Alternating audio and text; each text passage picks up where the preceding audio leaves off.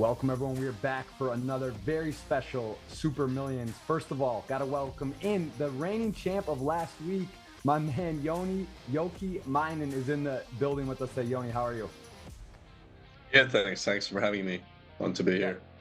Hey, great to see you. I know those curtains. I know that hotel. You're in Vegas at the Encore, it looks like, and getting ready for a big WSOP summer, of course, and fresh off the Super Millions win. You literally won the event last week, which we're on the show. So congrats on that. It was really fun to watch you take that down. Nice score and good timing for the World Series in the summer. So I'm sure you're familiar with these players, and you'll be fresh to close out the GG World Festival $200 million guaranteed with us today. Thank you for making the time. Yeah, thank you. Well, yeah, congrats on that. And there it is. Look at that, 200 million guaranteed. I've been playing poker many years. I don't think I ever remember seeing a 200 mil guaranteed series. So we are wrapping that up here today. And as you can see, there's 4 tiers for every bankroll. It's the biggest tournament series ever, as we just mentioned. And there are 4 tiers of leaderboard. Hope you guys at home have a shot at one of those prizes, as you see the low, medium, high, and of course the super category, which we are in that, very deep into that, the 10K buy-in Super Millions today.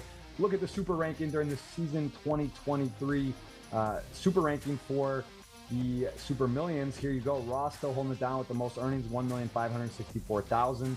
A look at that. The prizes for that will be announced later in the year. And today, a whopper, an absolute crazy one, 11 million in the prize pool. Lots to play for today as we see a 10K buy-in. That's a lot of entries. That is a lot of action, and of course will be big prizes. $1,518,000 for first, all the way down to 191.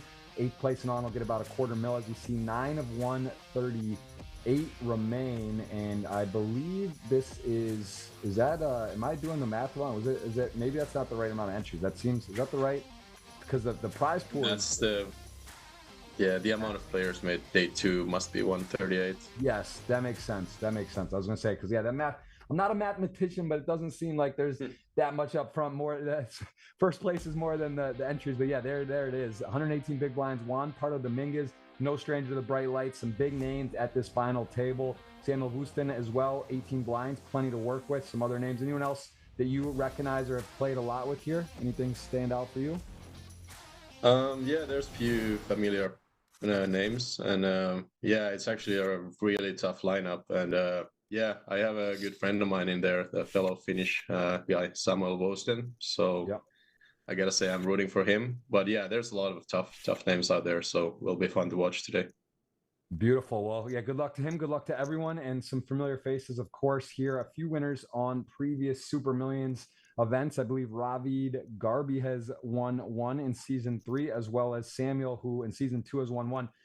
I think in season 1 he has like 4 wins or 3 wins or something as well. Season 1, I don't see the results, but very accomplished player, as you mentioned. Definitely a treat today. Get to see some of the best in the world, and we'll see who gets to beat the best, as we are going to play again to a winner today. Big money up top. Ace deuce suited, going to go ahead and make an aggressive maneuver and take it down on the button there. Always fun to see who's going to go for it, who's going to not. How about red or black? Little dinner. We're going to see each other in Vegas. You good for a nice dinner bet? Sounds good. Let's do it. All right, you get to choose red or black to start off here. So you choose this next flop. Next flop, I'll take a red. Red has been called. All right, fair enough. Here we go. Blind on blind. Very common battlegrounds in tournament poker. But we do see a fold there. Do you think just they're so deep? Are you surprised to see a fold there? Or do you expect Ravi to have some folds in that spot? His worst hands. I think it's given how the stacks are that Sven has him covered, so he has to be pretty cautious there, since Sven can put a lot of pressure on him. So I think that's why we see a lot of folds.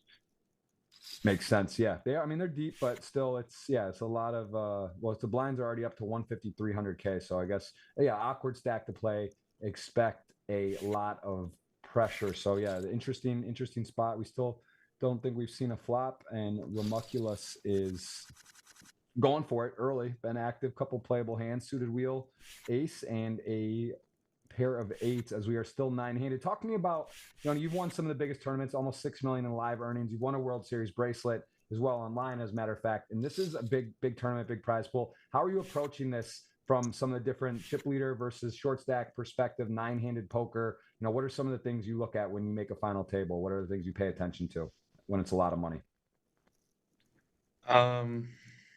Yeah, there's few things you wanna be cautious about. Like first of all, the stack you're coming into the final. Like if you're in Johan Dominguez shoes as a chip leader, it's pretty awesome spot to be at. Just put a lot of pressure on the middling stacks and so on. Then again, if you're in the middle of the pack, you have to be super cautious as the pay jumps are big and ICM is huge. And then again, if you're the shorter stack, you can play a little bit more relaxed. That's like, yeah, you don't need to.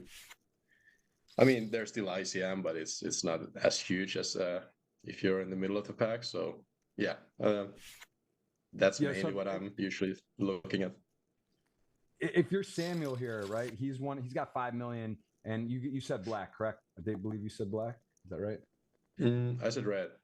Okay, good. Well, that's good news. I was testing you. That was an integrity test early on the show. Joni passed with flying colors, and so I'll get first pick. Hold on, let me just see. I guess that was actually an important red or black. I mean, Juan Pardo Dominguez has got a lot of experience, plays live as well, some of the biggest tournaments in the world, and he's got a big lead. So I'm gonna go ahead and soak that in, and I'll get back to your thought here in a second. But you get 2 picks in a row now, though, after I get Juan Pardo Dominguez.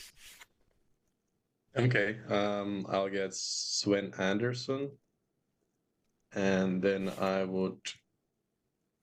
gotta go with my Finnish boy out there, Samuel. Wow, He'll spin it up. Takes him early. I mean, but that's a big play. I mean, man, you could have caught him on a little later, but when you got to be sure, you got to be sure. So you made sure you snagged him. I love that. That's respect right there, man. Okay. So, all right. So you got Sven, and then I will take. Is there? I said this. I know you tuned in a lot. I feel like there is literally a Brazilian and Austrian flag, 100%, 99.99. I don't think I've ever not seen both at the final table. We do have representation today from those countries, and I will. Just lines up too perfectly. I'm going to take the Denny Ramos, the Brazilian there with the pick, 12 million. It's on you. All right. Yeah, I would go with the past winner, Robert Garby. Got chips. He's got some good stuff. Yeah, you played battle with him a fair amount. Yeah, I think I recognize. I haven't played too many tournaments online on GG. I just fire some random Sunday sessions mainly, so I don't really have huge history with any of these guys. But yeah, I've seen many of these final table replays. Oh, wow! Right off the get, your man's ahead. What do you know? Same old, but ace 4 to queen king, quite a flop. Good start. 8-8 deuce, clean turn, scary. A big sweat on the river here. 6 outs for the thing, and look at that, the ace on the river. Barry G, just in case. Big moment there. Big moment. It's like you already knew. Like, wow, Finland. He's doubled up. Now it's like a great pick you made, man. What a moment there. Okay, so you took Ravid, right? And man, Samuel Romulakus, what do I got? There's man, I'm not seeing a ton of tough choices here. Man, I'm not as familiar. I guess just looking around, I'm trying to recognize some of these players. I don't recognize a ton of other guys. All right, I'll take never odd, yeah. All right. Yeah, it's getting tougher. I'll go with very merry. Very merry. All right, and then so what is that? There's one extra. Is that right? You have no get. So yeah, I'll take Gedimias, I guess, who's potentially all in. It looks like right now 5s. Has it got the math? No, it doesn't have the math to call. Okay, so what is that? Is that 4 and 4, or is there one more left? Then is that you have 4 and I have 5? Who's left? I think everybody's. Oh no, actually, I think Romukus is still out there, or he's the one. The extra left, one, right? Where forwards 4, yeah. Yeah, let's throw that one to the audience. We're giving the audience $50 or $100 based on the winner today. We're gonna give them Let's see. We'll give him Samuel, big household name. We'll give him the chip leader Juan Pardo Dominguez. We'll give him Ramuculus at the bottom there, and let's throw Ravid Garby. So at home, you're rooting. It's either going to be $50 GG cash ticket or $100 tournament ticket. So those names I just mentioned, if win, we'll get 100. If not, it's 50. Yoni Knights have 4 guys a piece. We'll play for a nice big dinner, and we'll have a good sweat here today. So it should be fun. And of course, guys, more giveaways today. Stay tuned. Got to hit the thumbs up. Be ready for the keyword for that $50 or $100 ticket as we do pick up a flop here. Ace 3, King Jack often, or King Jack suited. I mean, you anticipate with this type of lead, one part of the Minga is going to be opening super wide. Do you think the Ace 3 is a little too out of line, or is that standard with that stack in this situation? Yeah, I think he can definitely be as loose as Ace 3, in my opinion. Especially given that the big blind is the stack that is in under the most pressure, second in chips. So that's a big factor there, and also the small blind is a big stack. So yeah, I think that's a good adjustment there, and open on the gun pretty wide. Yeah, Never Odd does have a nice hand though. King Jack suited on the button, decides to just call, and he did take that down. As we see deuces versus deuce 5 off, a bit uncomfortable here, having the chip leader on your direct left. This is one of those things we talk about, position. It matters so much, and Juan Pardo knows bottom of the range here, maybe going to take this up the temperature with the absolute worst of his hands. And Sven Anderson in an amazing position, but he can't know it, right? You don't love it. You have deuces. Do you go for the set mine here, or how do you proceed if you're him with this stack? Yeah, I think I would go for the set mine, just because like whenever you I also always look at this, like if you manage to double up, you spec a set and double up, you become a chip leader. So that's a huge win right there, and you're not risking too much more to peel the flop. Yeah, I like the call pre-flop.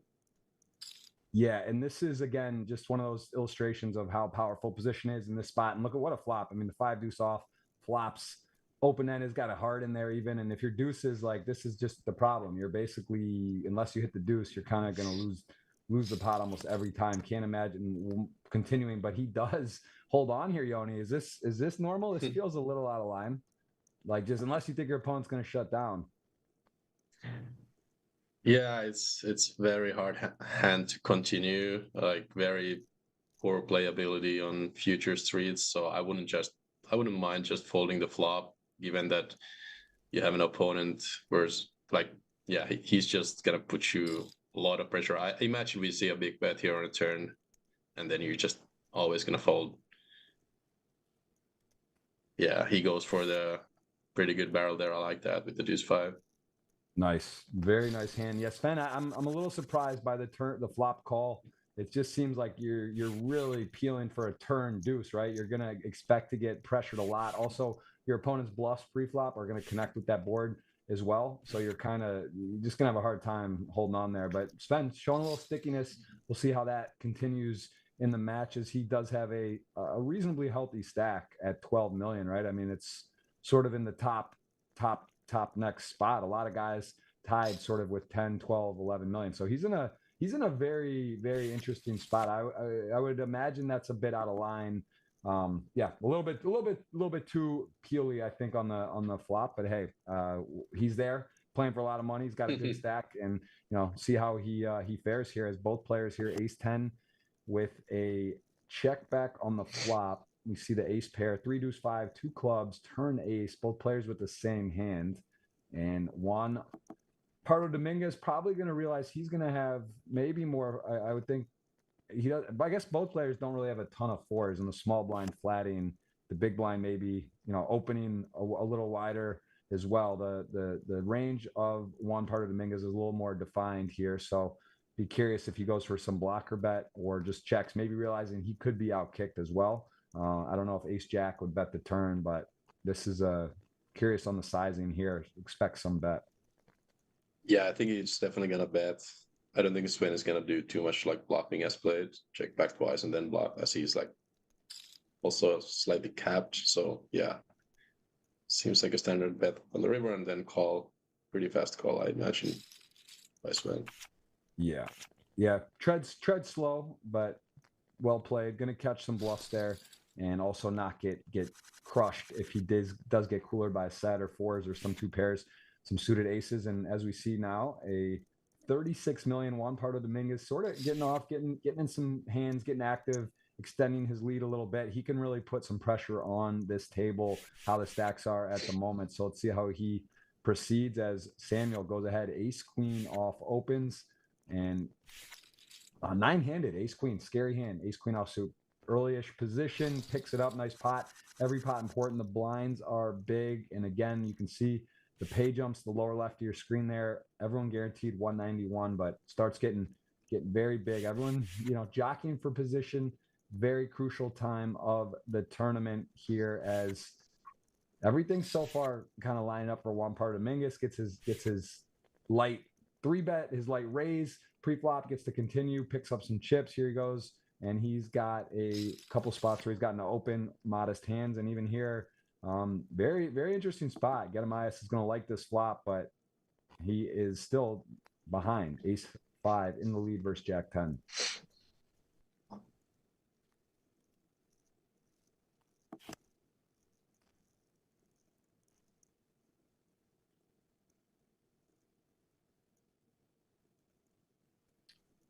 All right, well, a little discipline here. Now let's see what our friend here does.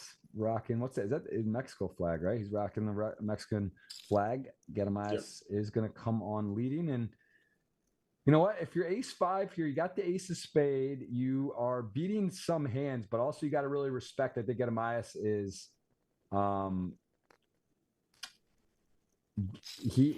this is, he does, wow, he hangs in there, and this is uncomfortable now. 3.4 million, you call, the ace comes, you have one of the worst hands you could have here. Yeah, it's interesting to see if he goes for the river bluff or not. It's definitely one of the worst cards, since I think Juan is going to have a lot of ace X in his range as played.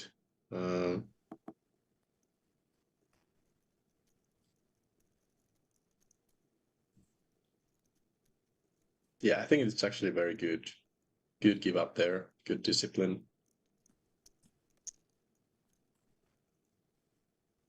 Yeah, interesting. Ace 5, I mean, again, now ace. Now, it's interesting, too, like a lot of people go, okay, but he actually has a pretty good hand here to value bet against a king, because they chop on a bigger kicker here, ace jack, ace queen, ace 10, and some of those hands even pre-flop would have raised. So I think he can confidently think he has the best hand. Maybe thinks he got lucky versus a king, but nice call there.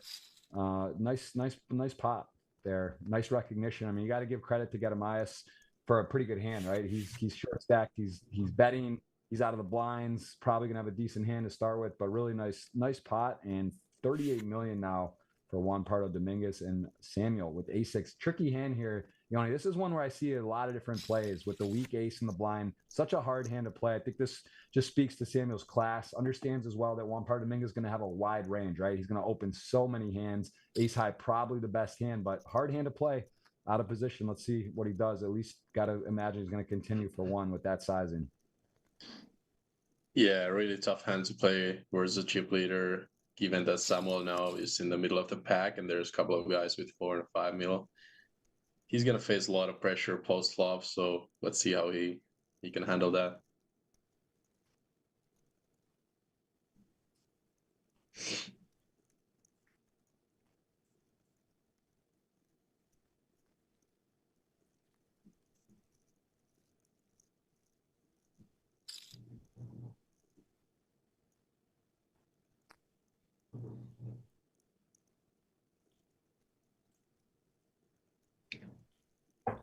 All right. Well,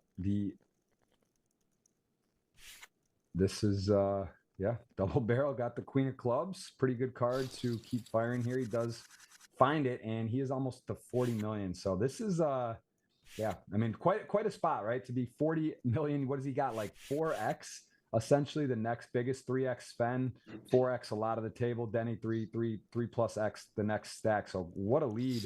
What an opportunity here for Juan Pardo Dominguez to really put max pressure in.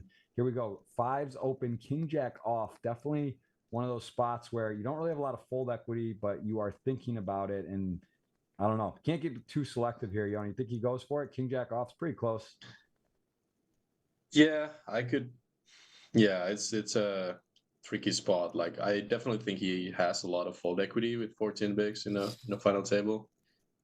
He decides to go for it, which I kind of like. Dennis is the biggest stack what comes to like the guys behind, so he's definitely gonna widen up his opening range there.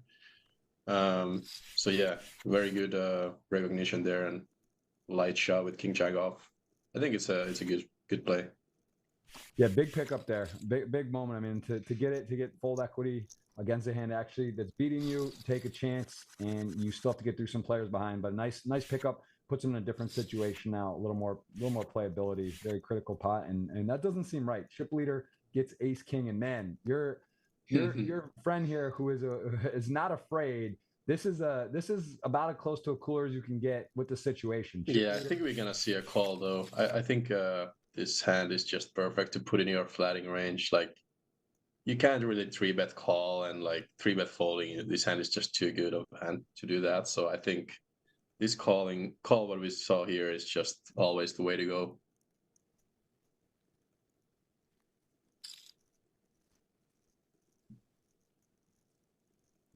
yeah.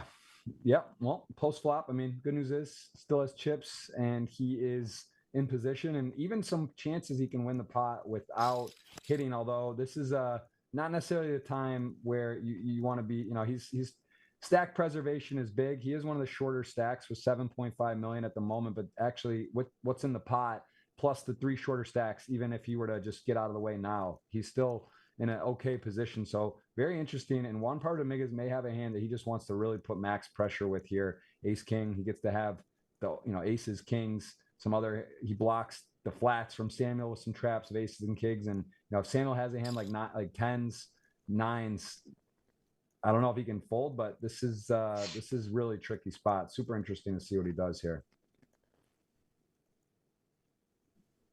Also doesn't have a club. How much does that matter? Some of the Jack 10, Queen Jack, Queen King of club, Jack 10 club hands he's going to barrel.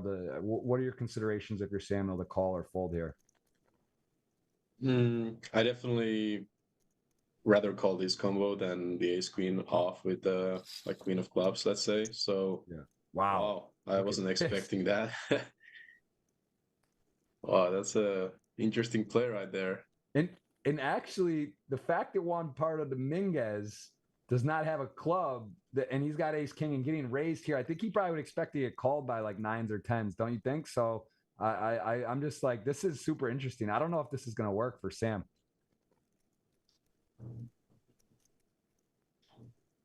Two high level Yeah, I wasn't guys. expecting that's Yeah. that's some real battling right there. Wow. Wow.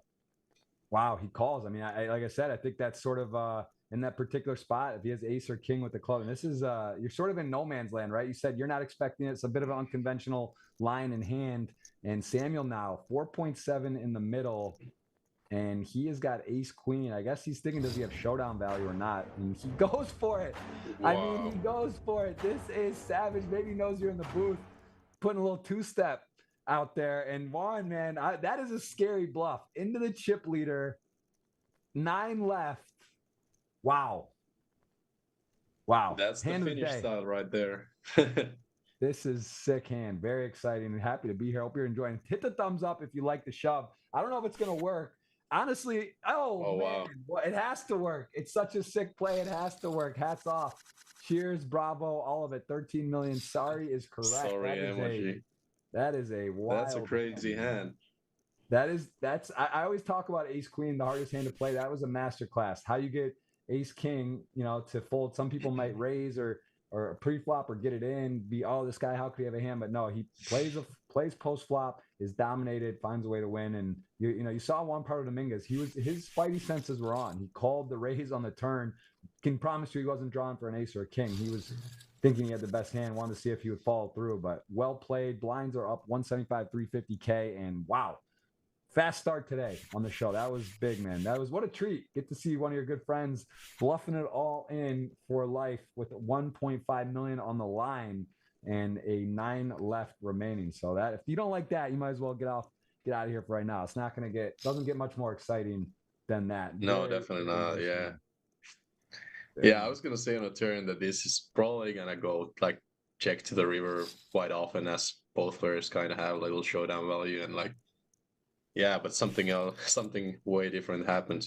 I guess like Samuel might have sensed like if Johan has like an overpair or something, he goes like bigger sizing on a turn, as it's quite like safe board 8-6-2-3. Like let's say he has jacks for tens, and when he chooses 1/3, I think someone just picks something on the sizing and decide to punish that. And then again, like in Juan's shows, like he's probably, I don't know if it makes too much sense for Samuel's any like value hand to raise there. Like he's probably gonna have like only eights or sixes, and then again, like those probably gonna just call and keep in the bluffs. So yeah, the value range is pretty thin. What Samuel can really have there. So that was some high level poker there. Wow. Very, very, very cool hand. Wow. Very, very exciting. I mean, all right. Were you surprised? Did you know, based on his game, do you expect always to fire that river or most of the time? Or do you think that he thinks maybe there's a chance, like because he has no club, that he could beat some ace jack, king queen, a club type hands and check back? Or do you just have to go for that chance the combos ace king are in there that are going to probably fold? I thought about he might check back actually, but I wasn't like, I thought it's like, I'm not surprised by the bluff either. It's like he definitely, or maybe not, but like there's a chance he could just check back and win, like you said, mentioned those club combos. Yeah, that was a cool hand.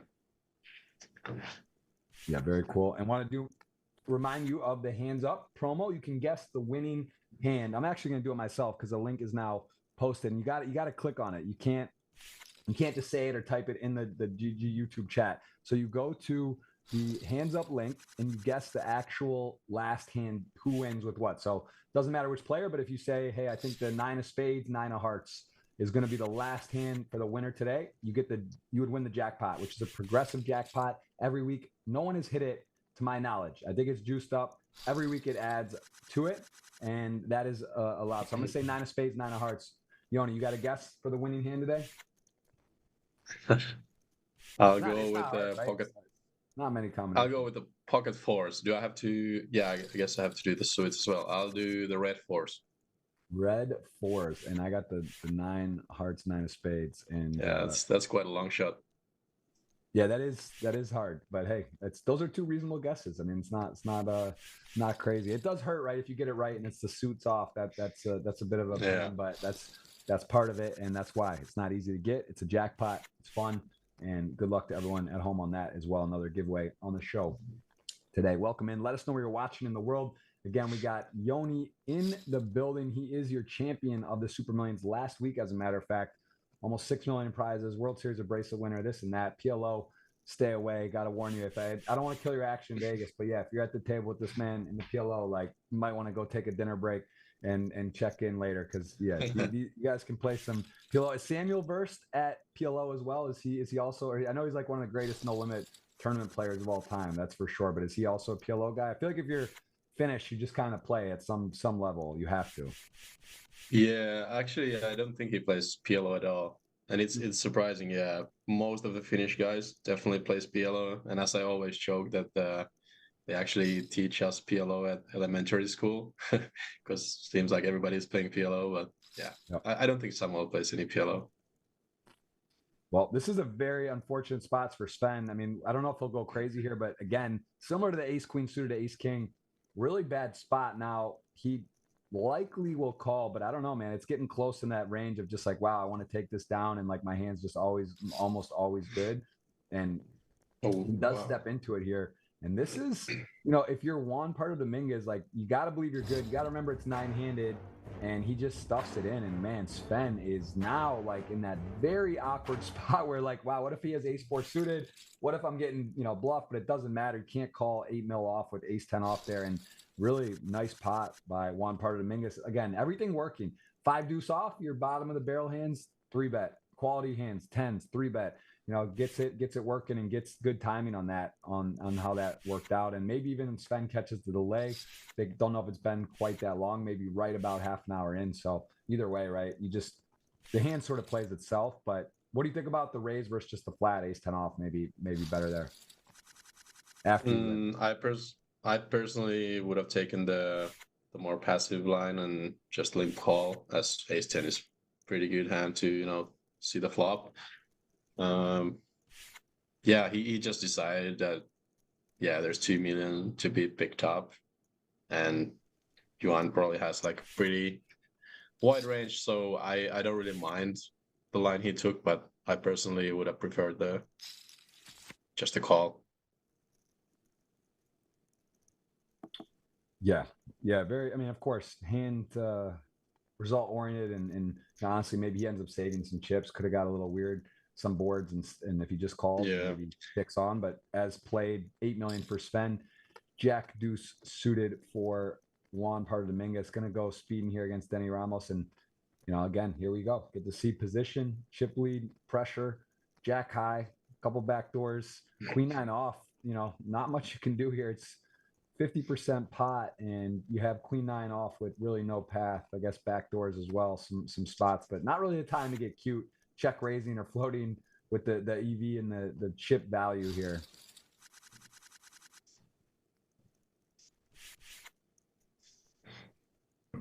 Yeah, also to add to the previous hand, the blind battle, I think ace 10 is just like too good of a hand to use as a like limp free raise. I would rather use like, let's say, ace deuce, ace 6, ace 7 type of hands, or, you know, the weaker hands, but ace 10 just seems like too good a hand to waste as a limp raise.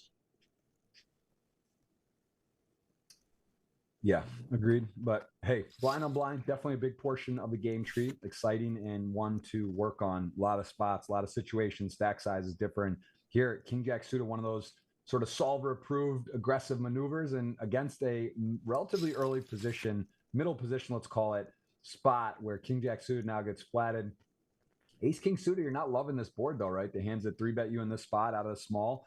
I mean, this is a tricky hand. We're getting, Joni, this is not a boring final table. We have seen some aggressive plays early on and some very interesting flops and situations as we see another one. I mean, King Jack suited, no backdoor diamonds, does have the gut shot queen, 2 overs, and sort of thinking about hands that flat you here. It's scary, right? It's easy to hit that 3-bet. Playing post flops harder, and we are going to see a 20% bet here. And again, both players not in love, but hey, ace king does peel. Spicy turn. Everyone improves. Scary board. Hearts have arrived. There are straights possible, and quite a board. 7 million. If you're Denny here, stack to pot ratio less than 1. Talk me through it, Joni. What are you doing here with Denny now? Do you slow down? You think you have to? Yeah, given the SPR is so low right now, I think yeah, checking probably is a smart play. You don't want to plot the pot too much, and now you have a decent showdown value. So I think this goes check, bet, fold probably.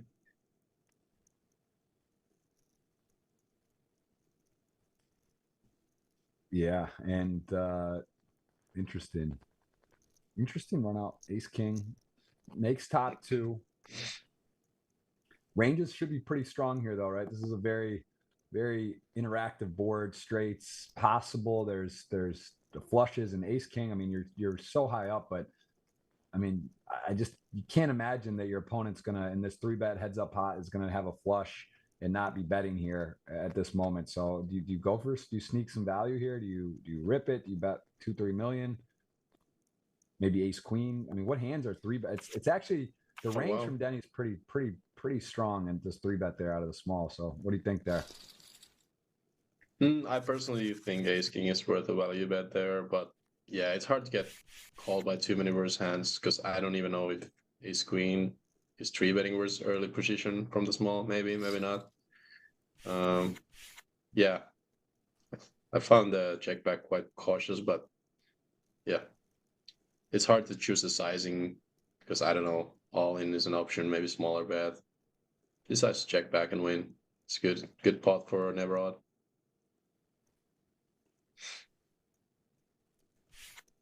Ace jack in a really tough spot. Good fold there.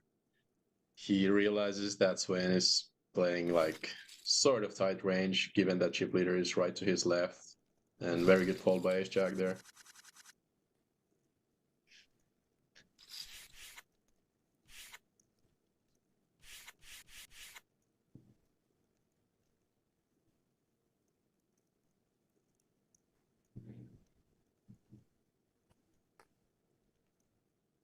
Yeah, never odd, getting active, Jack 10 suited, and tough here to be over.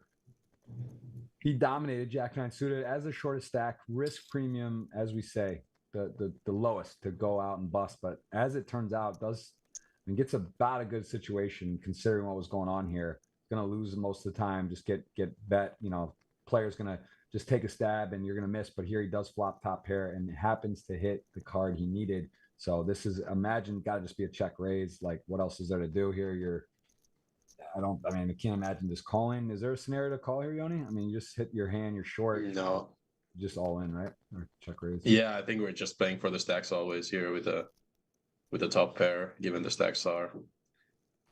It's interesting to see if he decides to shove or make it like 980 or whatever. Yeah, he goes for the induce. I think I like it slightly better than shoving. Wow. Whoa. Wow. Man, sticky. Everyone's got an interesting card today.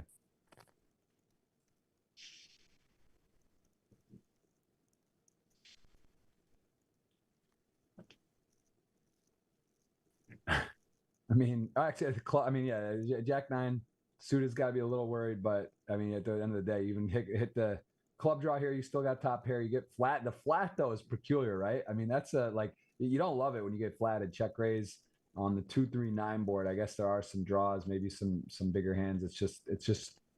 I think he's just thinking about. I mean, there's really nothing to talk about in terms of if the chips are going to go in, but just curious what he's considering. If he's considering to ever check, I can't imagine. So 2.5, 4 million in the pot.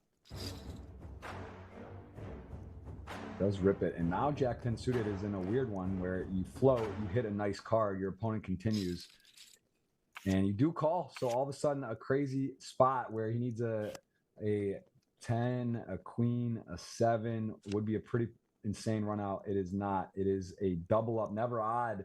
Going to not double, or I should say knockout. Not going to knock out. And we see Ramuckus goes and doubles up. So 9 million, 11 million, very even, some even stacks. There's sort of like three games going on. We got Juan Pardo Dominguez in his own world, 42 million. You got like 4 or 5 guys between 9 million and 12 million. And then you got 3 players in a row with 6 million to 4 million. So kind of a couple different things happening here at the moment. And we are in a nice spot if you're in the Samuel camp. European known on many sites. Legend got the middle set, ace jack 5 on the puck. Just praying your opponent has a ace. Of course, you're aware there are some gut shot hands, gives the right price. King 10 continues, improves, flops. The gut shot turns pair with a gut shot, and now Samuel, not the nuts, but effectively the nuts. See what he does sizing wise. 3.2 million, has a club. Clubs come in as a possible draw. What do you like sizing here, Yoni? I think he's going to choose somewhere around the half pot to like 65% pot, or he goes big. Yeah. The good thing with the set of jacks is that he's unblocking the ace, which is what he's mainly targeting with this big sizing. Yeah. If he has set of aces, I definitely think we see a smaller sizing, but set of jacks, set of 5s can definitely go big. So yeah, this 2/3 pot size. Yeah, I like that sizing. Nice hand. Big pot. Big moment. 13.6 million. Good enough for second at the moment. And actually, yeah, that's a great start for Samuel. Yeah. Yeah, it really is. Really is a great start. Ace 5 suited, ace 5 suited, couple guys with the same. And Ramuckus, like, such a nice 3-bet candidate, but 9-handed, short stack opens, players behind. Don't think you want to, not the time to maybe be aggressive, but let's see. He's been aggressive in Sven in the big blind, ace jack off. Also pretty tricky hand for 8 million, 8.5 to a 4.6. And wow, I mean, that is just, I am taken aback by that. Like, that would be, is this crazy, or am I missing something? That seems like a very interesting person to pick on in that spot with that hand. Yeah, the hand itself, like these ace-5, ace-4 suited are like definitely the ones you want to use as a bluffs pre-flop. Yeah, it's like the trend these days. See a lot of people take the aggressive routes with those hands. Yeah, targeting the short stack open is like obviously uh, a bit risky. But yeah, worked out pretty well, and yeah,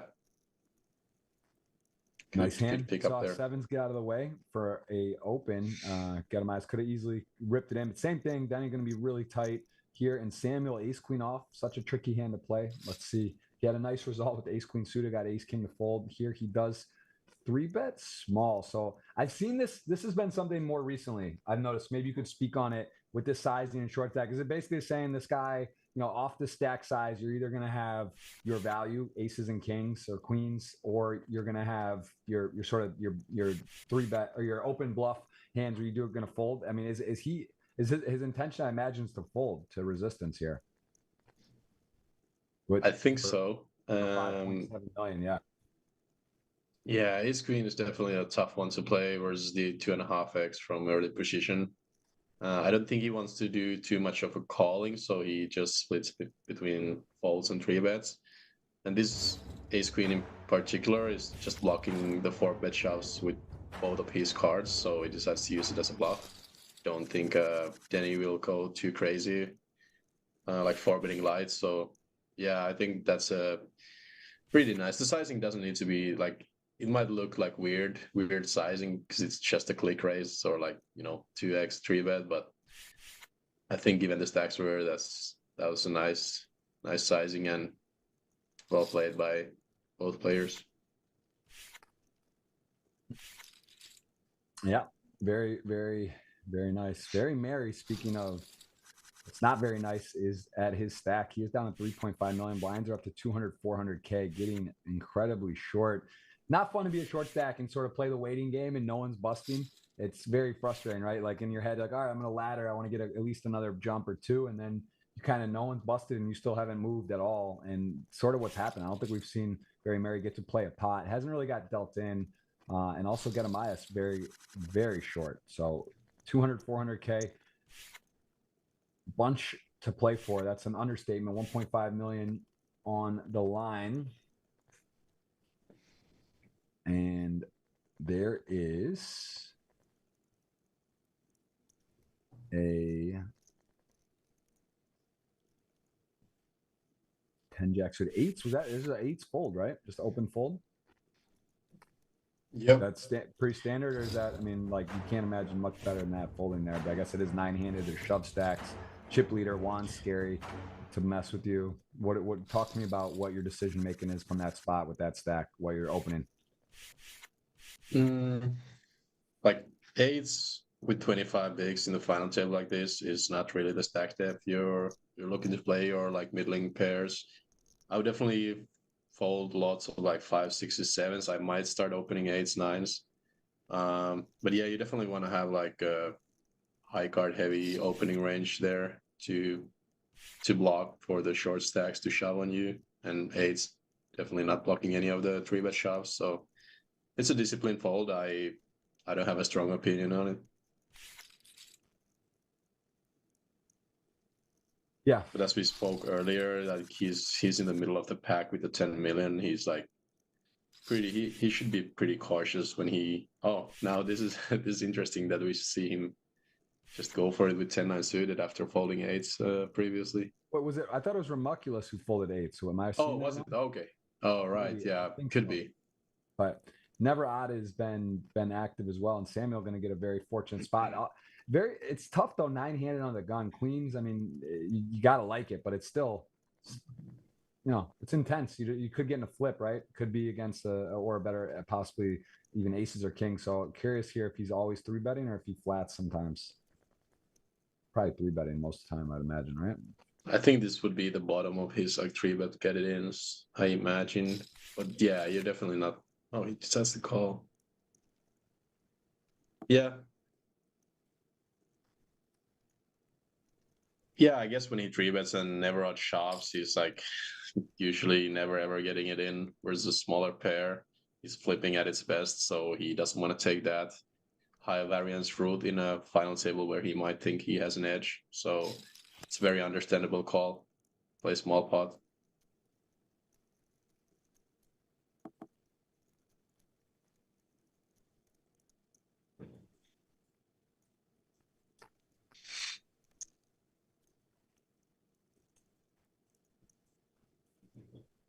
Yeah, interesting. Some very notable hands today. And 9-10. I mean, man, if you this is about like bottom scenario basically for queens. You got the under the gun raising and a king flops, ace turns. It's hard to imagine you're good here ever. And Samuel, I mean, that's again one of the downfalls of playing it that way, but very, very rarely you're going to be against two undercards opening under the gun 9-handed in that spot. So I mean that's a bit unlucky and pretty fortunate for Never Odd how that worked out.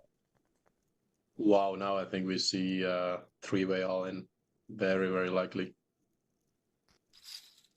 I think this will be a shove and then nines, queens. Wow.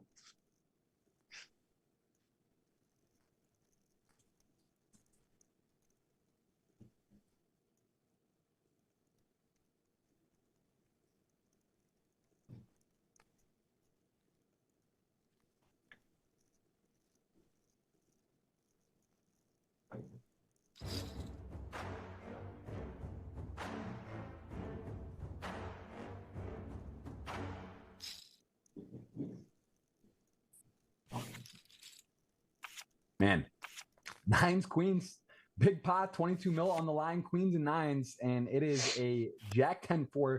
Spades are covered. We need a river miracle for Ramuculus, or else it's going to be a knockout as we see the river, the slope. Wow. I mean, you just don't want to believe that really happens. You saw this in Vegas just now at the WSOP in a big heads-up match in the semis, Brewer versus Polk. Kings to queens, river queen sent Doug in a double victory lap around the Rio. And that is similarly, actually, I mean, probably a much bigger pot here EV-wise, right? 1.5 million on the line, final table for second in chips. I mean, that is max pain and whoa. A lot of EV there. I mean, man. That was also a 1-9 folded, so pure one outer on the river there. Wow. Crazy.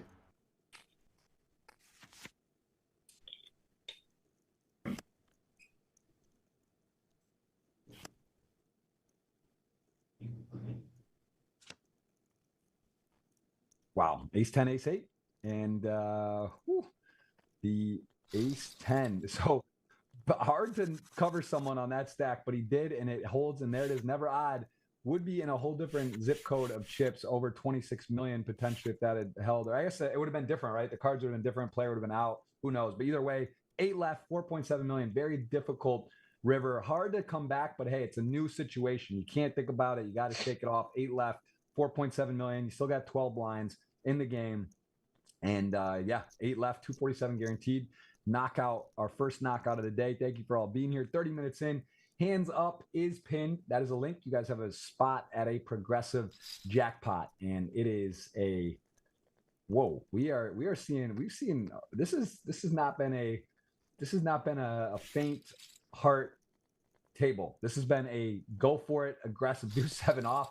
Ravi Garby just going for an absolute like pile there. That is man, guys are going. I'm not even going to guess anymore what's going on. There's people really pushing it. Aggression is being rewarded today at the moment, and Never Odd, ace 4 off. Good discipline there. I mean, you couldn't blame him if he did shove, but I think a little light and does pass on it. Would have actually got it through, but 4.6 million, 8 left. Nice walk. 4-1 gets it with a modest hand, and a lot going on here. Yeah, it's great.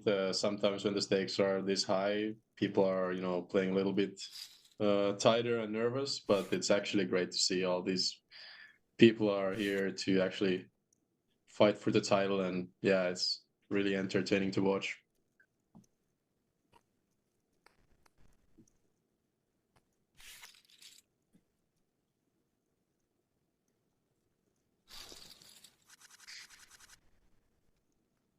Yeah, exciting final table. I made some notes And it is definitely been some cool hands to look through and go back on. This is of course a massive prize pool, Super Millions 2023 season, wrapping up the GG World Festival, 200 million guaranteed. This is the culminating event. There's been 4 tiers: low, medium, high, and super for the 100K leaderboards. This is the Super Millions, and this is a super juiced up prize pool, 1.5 plus million to first. Of course, the title and all the accolades. Top 2 going to get well over $1 million, and we are seeing Samuel go ahead and run. He is on his way. He's kind of had a little bit of a yo-yo here, but still 8 million, plenty of chips, a couple of really short stacks. Ravi Garvey, 12 million. Ramuculus hits a ridiculous river, a 9 corner pocket, 1 outer, as we saw it with the 9 burn, and he is in a very nice position all of a sudden. 21 million, still half of the chip leader, and Juan Pardo Dominguez is in a really, really special spot as, another interesting matchup between him and Samuel. And this time, I think with the stack sizes, like, I just got to believe it's a shove, right? I mean, you don't love it, but you like it. You think you're probably getting a lot of folds. You're flipping and a lot if you get called, but you're just going to get a lot of folds. I don't think another possibility here. Yeah, I agree with you.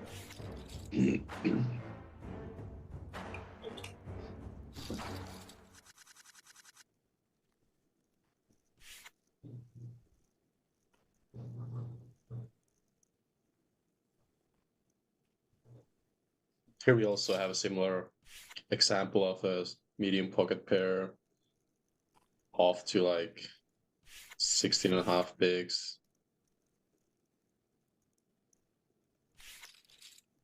Just has to go for the open and takes down.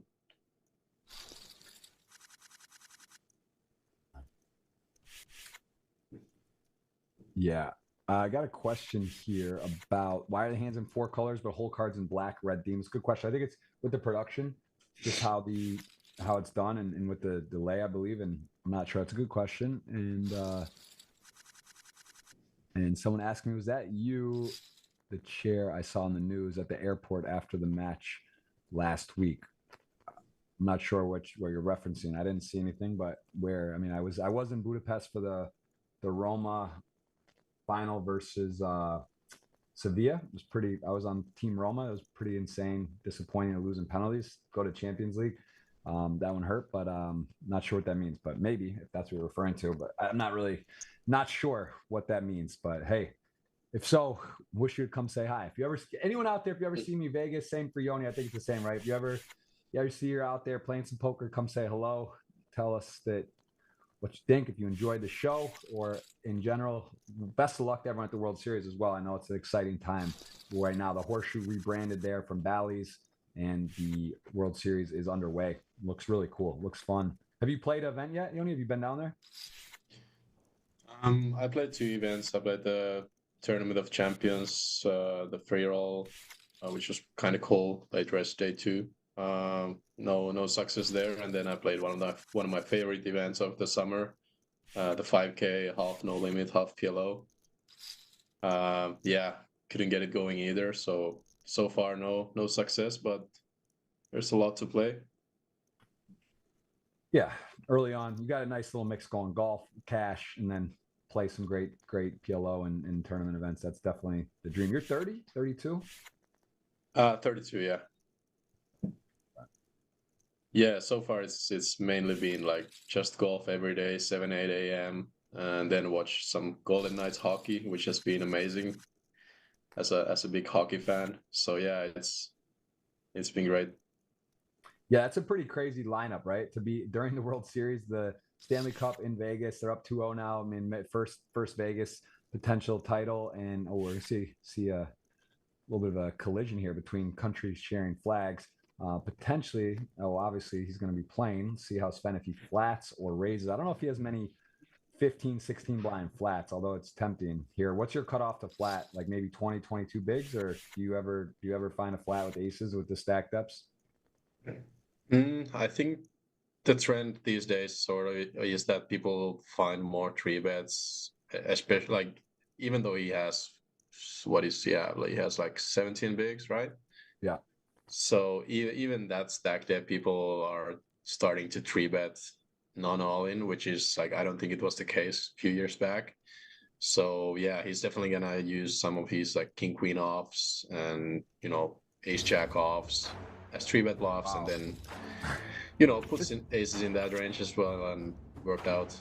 Get it Well, in you know good. your opponent, right? You got your opponent on the hook who's ready to blast. He goes sevens. He's feeling frisky. It worked out last time with the two outer dominated. Here, no magical river, and that is a big double ups. Few is right. That emoji says it all. 14 mil tied now with Remuculus. So those stacks even up, and things are kind of shaking out a little more right now where people have doubled. The short stacks are still short. There's a 4.5, 5.3, but everything's sort of moving along, and we are in a spot where it is now Juan Pardo in his own. He's on his own territory. He is all alone, but some people are hanging around 14 million, 14 million, 12 million. And if you're a short stack, very merry and never odd, it's on them. They got to make a move. 8 left, very short. Can't get too much more patient. And here we go. This is an interesting one. We got the 5-7 flops open ended, and Juan Pardo Dominguez though with Jack High going to continue here. Interesting spot. If you're Samuel, you find that just instant check raised. You call, and how much does it matter when there's a flush draw on the board versus not when you have a draw like this? Obviously, your straight draw goes down in value a little bit when there's a flush draw on board. I still think like he proceeds pretty cautiously with his stack. He's gonna call a lot of his ace X. He's gonna call most of his flush draws, I believe, and also straight draws. So yeah, I don't think we see too much check raising. Even though the hand itself is a decent candidate if we're just playing like GPV or whatever. But I think this hand just goes to showdown now. Or I mean, one can actually value bet check, I believe. Let's see if Sam puts out any block bet, 1 BB or something, which you see sometimes. Didn't. Yeah. Yeah, interesting. I mean, I guess he does not the card he wants. He does improve to a pair though, beats some hands. Although tricky part is though, if let's say that Juan Pardo Dominguez has like King 10, King Queen, maybe he's just going to shell the turn. So I don't know. I think that's maybe Samuel's realizing he probably has some showdown, and it's just decides to check, doesn't put the blind or two out. As we take a look at the payouts, there it is, 191 for ninth, all the way up there. Starts getting very, very big. I mean, the jumps start moving pretty big, but as we are still 8-handed, we are 1 hour in today on the show. Thanks for watching season 2023 Super Millions. Again, the culminating event of the GG World Festival, 200 million guaranteed. Thank you for being here. Yoni is in the building. He's fresh off a Super Million title last week, as a matter of fact. So he's dialed in. He knows what's going on. He knows some of these players. And what do you prefer now? Online, like the Super Millions online, or a live, 10K good event? What do you weigh on a day if you got to choose? I enjoy live poker way more than online, especially when it comes to tournaments. I've never really been a big fan of online tournaments. And I guess one of the biggest reasons is that in Finland, when I play those sessions, they're usually from like 9 p.m. to like 5, 6 a.m. It's pretty tough schedule to keep at if you want to have any like social life on the side. So yeah, I've never really been a tournament player. I've mainly played PLO cash games, and I flick in some random Sunday sessions whenever I feel like, or there's a big event like the one last week, and yeah, worked out pretty well for me. Yeah, it's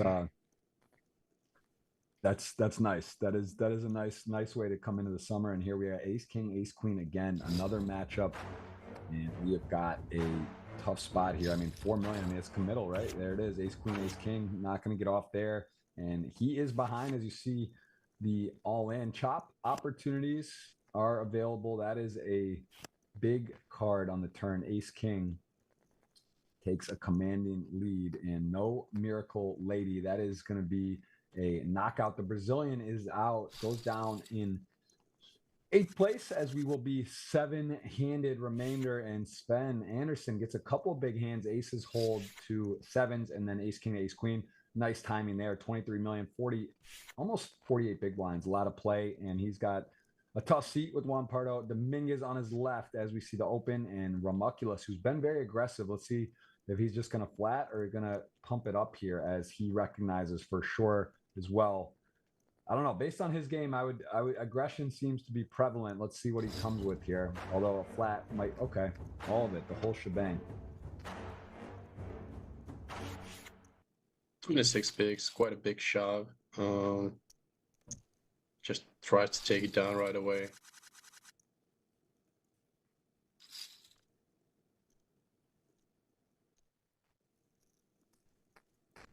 Very finally finding a hand he is happy to go with it.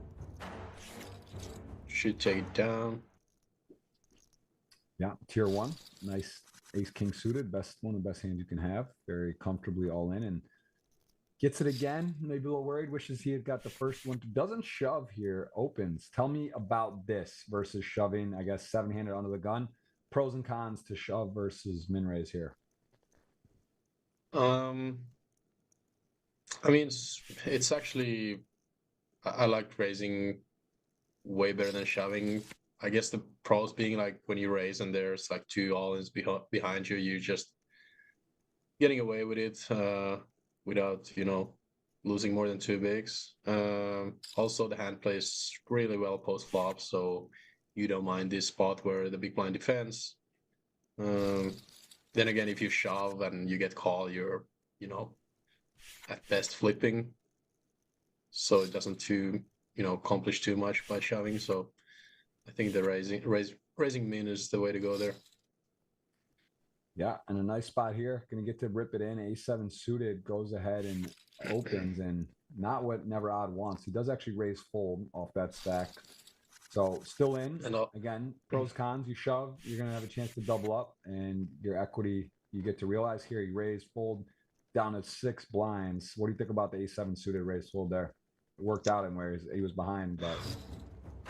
Yeah, definitely close. Like, let's say position or 2 later, I think we'll see him shoving that hand. So it's on the border, I feel. It's actually a pretty good few hands for very see him like go from 5 to 10 just like that. It's funny in these tournaments, like people always remember the all-ins if they got lucky or not, but actually, like, you know, picking up 3 hands there made him double up his stacks. Is yeah, that's some running good as well there.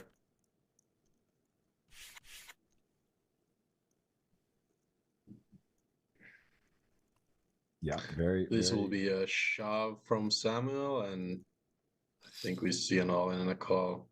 Oh wow, goes for the min. Wow.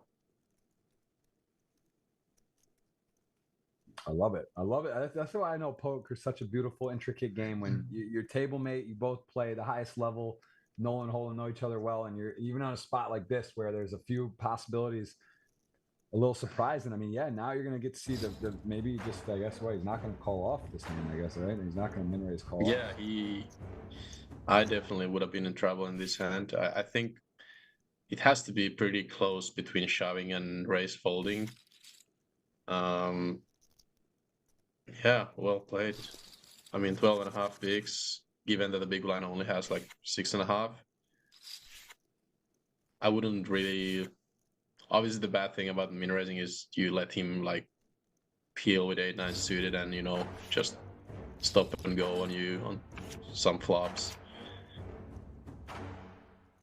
Yeah, King Jack decides this is his time, and we get a max action flop with the top pair versus over and nut flush draw. Turn ace into the lead. King Jack in trouble now. Not gonna get the roller coaster run out.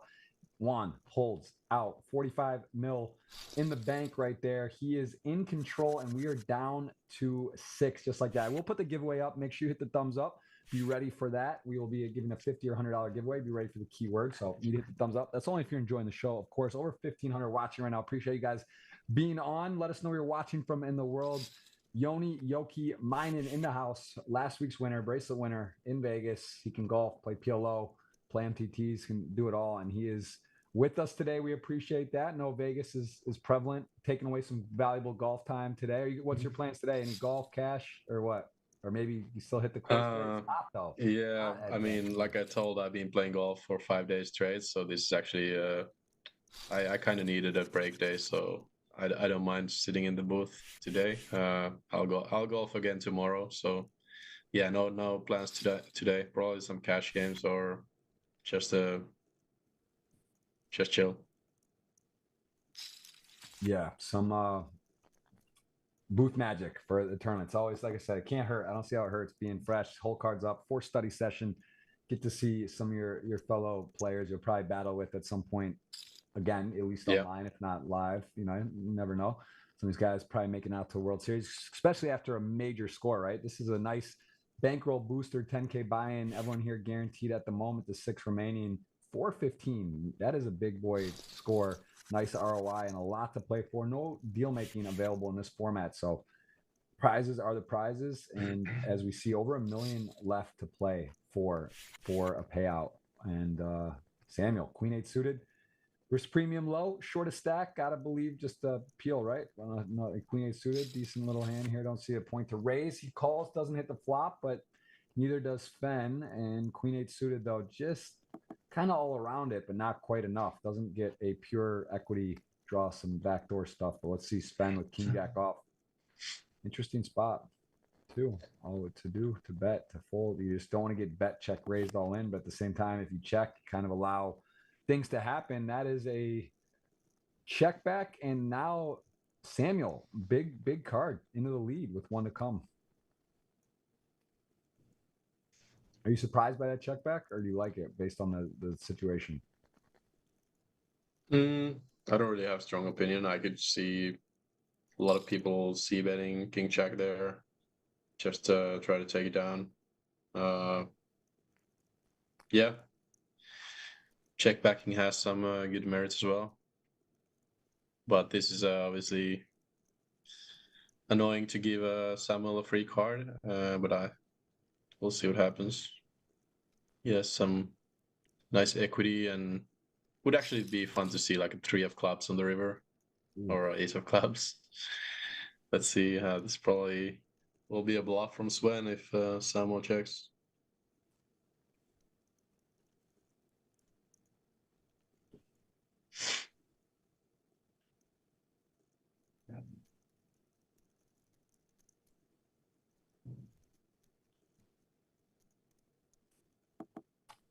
Wow. I mean, what an interesting run out. Yeah, I mean, King Jack has the key card, gets to a river. I mean, man, can't imagine not betting here, but at the same time, interesting. Small size by Samuel on the turn. I mean, a little bit cute, but at the same time, I guess just kind of realizing he's got the nutted hands more, right? So he just figures the player doesn't have a 10. He's probably got the best hand, bets it, and gets now put in a very tough spot.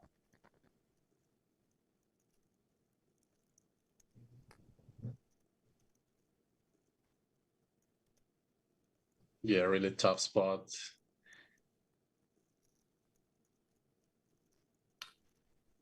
I don't see him calling here, but I've been wrong many times with Samuel, one of the best in the business. So let's see if he can if he can figure this out. Would be a pretty sick call. So he gets floated. He gets check back flop. Small bet gets called on the turn. I mean, yeah, you're sort of down to specific hands, right? This type of exact hand, like the float. I guess it's a check on the flop, right? So yeah, it's a big puzzle. You're really figuring out a lot. You're thinking about a lot of considerations here. I mean, this would be world class. So much money on the line, right? You fold, you still got 3.5. You call and win. You're in a different zip code of a situation, and man, you see the class every second it ticks. The thought process here to really go this deep into it. A lot out there. There is a lot going on in this hand. A lot of possibilities to beat you. Yeah, not too many combos he can actually beat here. I could see maybe like pocket fours turning into a bluff. Yeah, King Jack offs. are in there as we see. Queen Jack, I don't know, probably maybe c betting some portion of the time, playing like this. It's really tough spot. Yeah, king. I mean, guess all the Broadway offsuit Broadway or whatever Broadway combinations are basically the ones that maybe check back all the king queen king jack queen jack that then call the turn. You know, I guess he's thinking too, if with his size on the turn, what would a flush draw do? What would a suited clubs do? And also, would like suited king jack of clubs bet the flop with the backdoor clubs, or does it matter how much? Does it matter? You know, these type of things, the clubs. I think that's sort of considering. Is he just value betting all his aces, like ace jack and queen, probably that check back on the flop? There are the ace king, ace jack, ace queen hands probably check back. So yeah, there's a ton of hands. You start thinking about hands you beat, and he's using a good chunk of that chess clock. But of course, this is a valuable moment for his tournament as well as everyone else at the table. Man, the longer he thinks, the more I'm just thinking he's going to find it. It's an insane call. Nice. It would be a really insane call. Just be purely from the standpoint of how many combinations of hands that he beats versus doesn't beat. There's just not a lot that he can beat. He's probably also thinking about if he calls and is correct, he's up to 11 million, which is like a pretty competitive stack. And if he folds, he's left with 7 bigs and like by far the shortest stack. Yeah. This decision is worth a lot of money.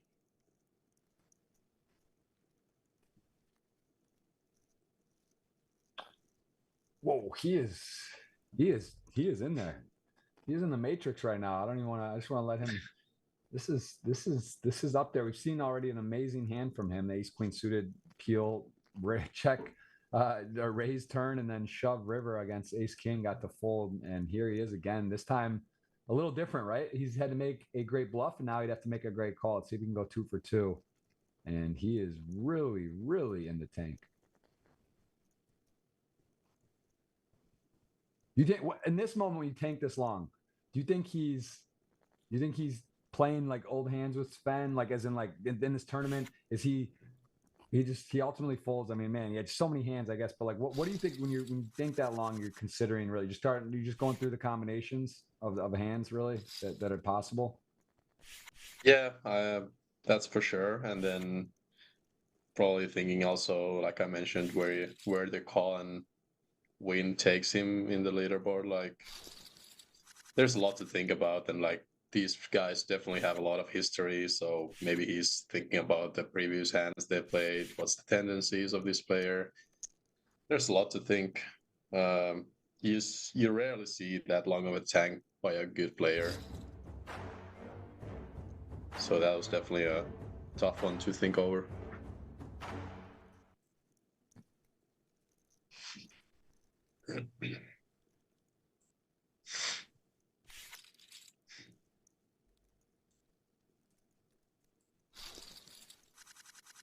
Yeah, very interesting hand, man. Wow, that would have been. I might have. The chat would have lost it.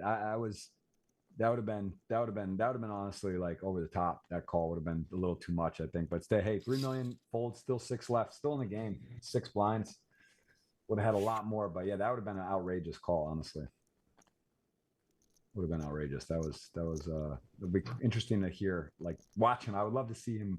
You know, it feels like the beautiful mind that like the stuff flashed on the screen and just thinking about what's going on, what to do, and almost clicked it. Queen king 6-7, king queen smash pop to 2.9 million in the middle. 2 Austrian flags again. We saw it, Austria and Brazil. Man, is Brazil the most improved poker country in the last 5 years? Is that safe? I mean, do you feel like they're just? I feel like they're and GG Super Millions. I give them MVP. But what about in general? Do you notice that? Like it used to be, you see Brazilians at the table in the World Series. You're kind of like, all right, splashy fun. Now you're kind of like, man, these guys are tough. Is that how you feel, or do you not really pay attention to that stuff, where people are from and how their styles are? No, I've definitely seen the progress of the Brazil as a poker country, and yeah, they're doing some good stuff, especially in the MTTs. Like they're just everywhere, and many of them are playing really good poker. So yeah, in PLO, not too many Brazilians, but yeah, no limit entities, they're taking over.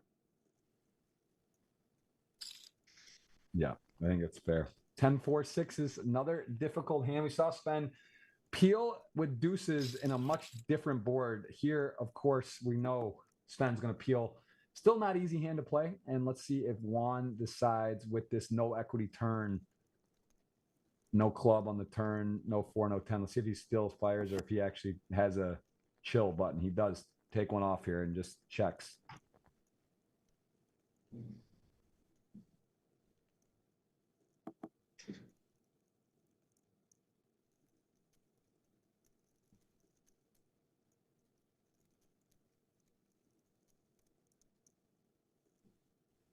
Excuse me. Sixes. As played, no betting, but now has a 10 spade. No player with a spade. Don't know. It's a weird, very rare you see the bet check bet line, although it is blind on blind, and he does go for that.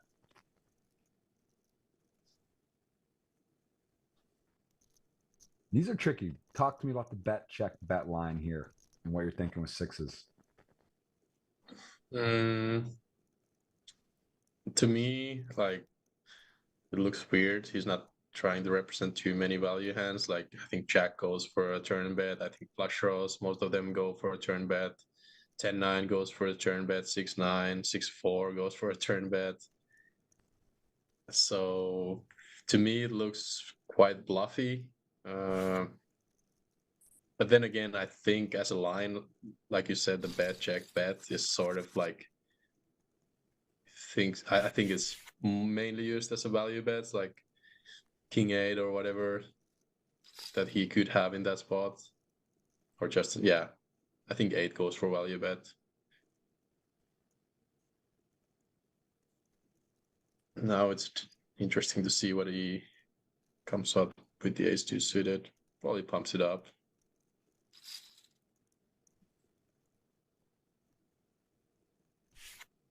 Yeah, King 4. Whoa, ace-2 suited, 3-bet 7's huge hand in the big blind versus button, small blind range and 1. It's all working. Ann Arbor, Michigan, ace-2. Shout out to everyone in Ann Arbor.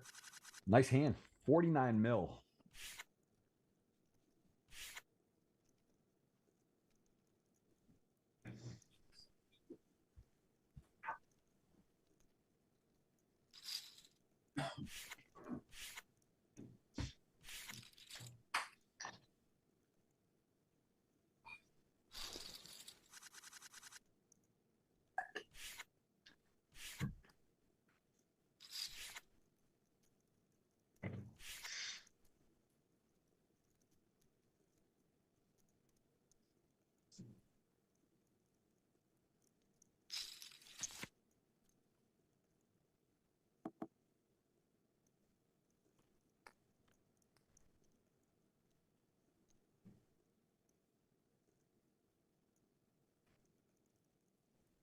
All right, well, ace-8, 7-9 suited. Remuculus is in this tricky spot. I mean, pretty good flop, I guess. Queen 8-4, got backdoor diamonds. But again, is it a good spot ever when you got a healthy stack? You got Samuel super short. You don't love here hanging on.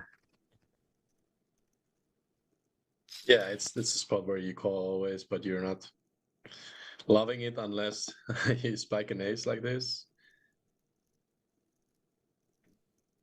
Yeah, this could be, I mean, this particular card in general, don't think he thinks many ace X's are going to be floating here. So, like, yeah, you could definitely see that big bet, 3 mil, 2.8, something healthy, put pressure on here. Although, again, no equity turn card for Juan. So let's see. But I still think he is going to continue with the situation with that 2 million Samuel stack. And he does. Goes a little smaller.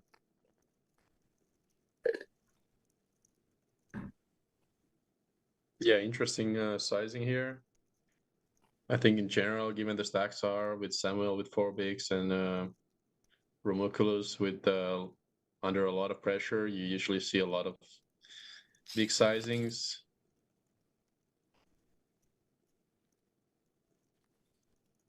The king of clubs, I mean, it was a 4-card rainbow on the turn. There's no flushes possible. Jack 10's a straight. Ace-8 pretty high up in the situational range.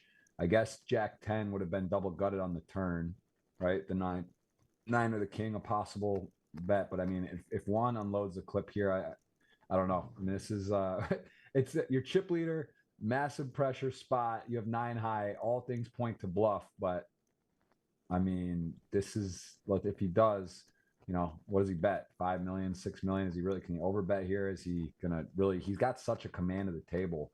Does he want to just go for it here, Joni? What do you do?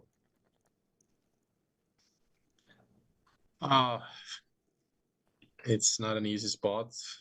I think Romoculus can have Jack 10 for the nuts. He can definitely have all the 2 pairs, even a set.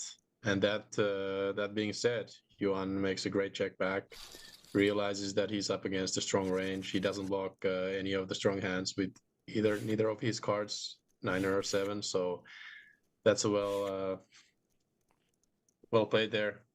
Decides, you know, sometimes people think that by checking you cannot win the pot, so you have to bluff. But that's some good adjustment there, and checks back. Yeah. I think that's one of the hardest parts in poker too, is to know, like, you start thinking what is the opponent going to do, but that's the biggest, that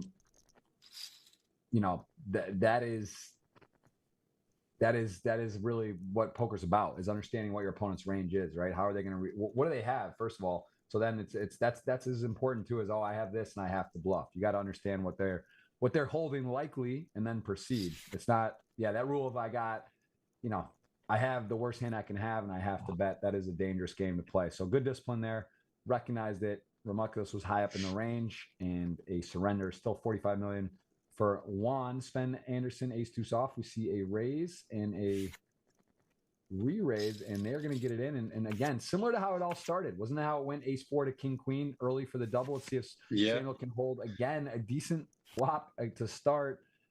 Turn is clean. Same situation. 6 outs, 1 to come, 5 mil in the middle. Can he fade it? He can do it. Some guys can do it. Samuel can do it. And that is a double. 5 million. Doesn't seem like much, but we've seen spin ups before, and that is a whole different ball game now. He's got 9 bigs. What? He's got stuff working. And here we go. Very merry off 10 bigs. Seen the min raise before. This time with kings, and actually has a customer who 6-handed is going to might just rip it, right? I mean, 9 blinds, ace queen, of course, rips it, finds the bad news, kings to ace queen. Big moment here, big moment, important chips, and there's that space ace. It comes in. Can he hold now after getting there versus Very Merry, who really never got anything going, couldn't get dealt in, finds kings, and that is not paint. That is going to be our 6th place finisher. We're going to queue up the giveaway soon as an 8 of hearts peels off. We are down to 5. Good game. Samuel, all of a sudden, very important double there, right? Gets to get a pay jump at least. 537 guaranteed now. 5 left. And we're going to cue the giveaway at 4. So again, you got to hit the thumbs up to be part of it. Plus, listen for the keyword. Be either a $50 or $100 ticket. And we are in a interesting portion of the tournament. A lot of money to play for. Jumps are now big, very big. 537 for 5th. You can see it lower left where it goes in 1. Jack 10, 3-bet. 9s, powerful hands. What do? Do you just, I mean, you got Samuel again, kind of used like a pawn here, right? 4 million getting pressure put on, but 9s, do you just call? Scary. Actually, one of the worst hands. This is a scary hand to be against, right? Because the Jack 10, the innocuous 10 or Jack, if you're like, guy is a real hand, but now you're any overcard, you're scared, you might get outplayed. It's a lot to just rip in. He does call, and hello, Broadway has arrived for Juan, the big bright lights, and lucky for Sven in a way, right? It's just the worst flop. So like shouldn't get punished here. He doesn't have queens or flatted aces and is in trouble. So I mean 9s. And if you're Juan, like you got to think this connects with your opponent most of the time, right? You got 10 Jack, you raise, get 3-bet and called, and he is going to come out betting. But 9s probably just. Do you like the flat, or is raising or going all in there too crazy, or is that a justifiable play with the stack depths and with Samuel short? I think calling is the way to go, but I see all in as an option as well. But yeah, you kind of want to just preserve your stack, given you're 2nd in chips, and the money jumps are huge at the moment, and Samuel being short stack. Yeah, you're never getting it in, versus a smaller pair. Yeah, you're in position. You just take the flop and try to hit the set, or safe board. That was definitely one of the worst flops you can imagine for 2-9s. But then again, like board like 10 deuce deuce or 10 deuce 3 or whatever would have been Yeah. costing him a lot of chips.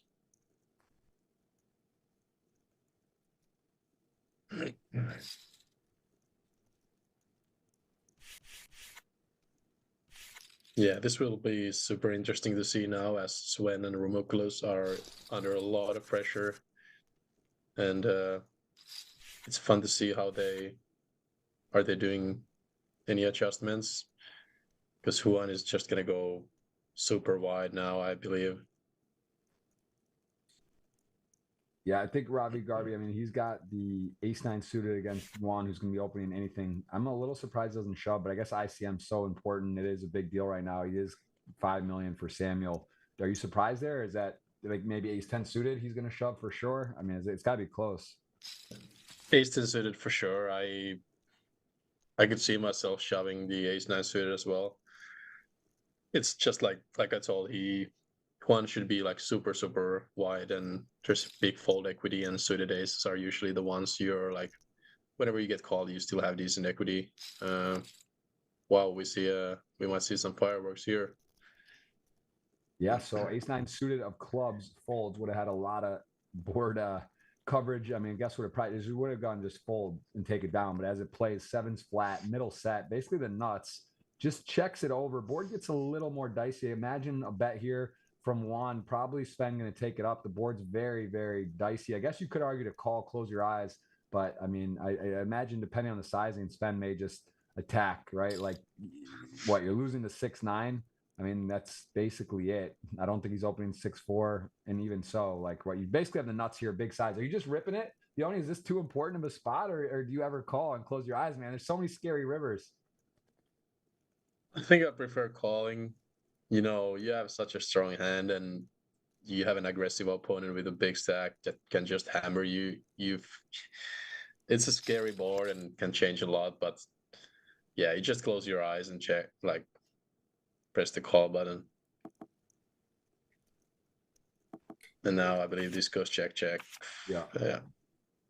Yeah, nice discipline there. I mean, I think that's the definitely the best play. But you could imagine you know, it's a lot of chips. It's scary, right? Some people might just raise or shove on that turn. But yeah, the advanced play.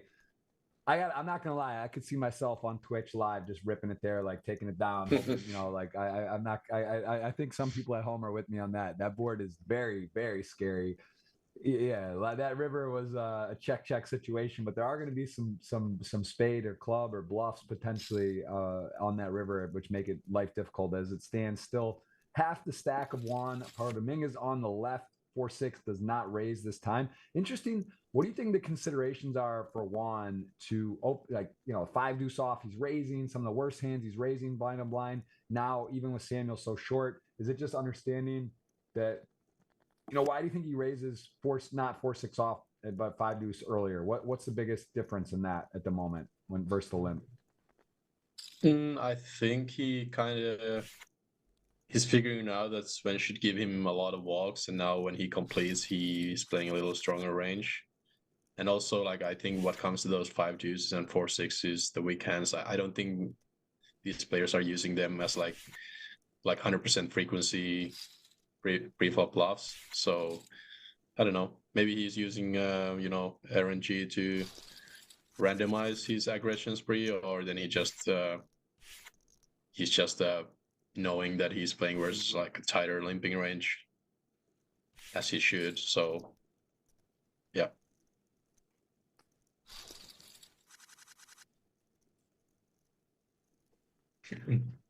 I don't think Sven is looking to, you know, play lots of pots blind versus blind, given the stacks are. So yeah, like we saw, he had a 9-8 suited, which is like a decent holding. I don't know if he's even limping like 9-7 off or something. Yeah, very interesting here. Two very pretty suited hands, and that is a 118-1 flopping a flush. Not easy to do. It is not easy to do. It has been done, and now Sven 9-10 with Complete air, going to take a stab. Jack 10 suited. I mean, again, you're protecting what? Only against the, if a heart rolls off, your opponent happen has the king or an ace. I mean, I guess against the set or something, but just calling, walking the dog, checks. Now open-ended 9-10 does peel a bit of equity, but let's see. Does he now decide with that to be able to tell a story, or is he going to slow down, spend? 4.5 in the million. I guess Samuel, right? And maybe you lean towards aggression in this spot just because of the other very short stack. You might want to decide to put Ravi to the test here with another bet. So he does. Doesn't have to be big, and he does just that. What do you like? Do you like that? That bet size? I think. I mean, does it make sense with Samuel, or when you get called there with the queen high 3 heart, are you inclined to slow down? It's a tricky spot given that I don't think Ravi is gonna defend a lot of offsuit stuff. So, but he still has a lot of like king 6 suited, king 5 suited, 7 8 of clubs. So you don't mind just you have definitely a lot of fold equity with the turn bet. So yeah, I don't mind this one. This 1/3 is gonna get the job done often enough to be a good bet, I believe. But he should be pretty cautious if he gets called now again. Even though the river would have been a blank, I think he should be pretty cautious when he gets called twice, as the range has now narrowed to a pretty strong hands. Yeah, and this actually, I mean, is this the one to bluff, right? Like the heart rolls off, your phone has queen X, maybe can't hold on, or you have more of the big cards you raise on the gun. You expect Ravid with like ace queen or ace jet, whatever, an ace to maybe shove. Is this the one? I mean, you got the worst hand, 10, the 4th heart, hard to call off. You got Samuel short. All leads looks like a spot to rip it.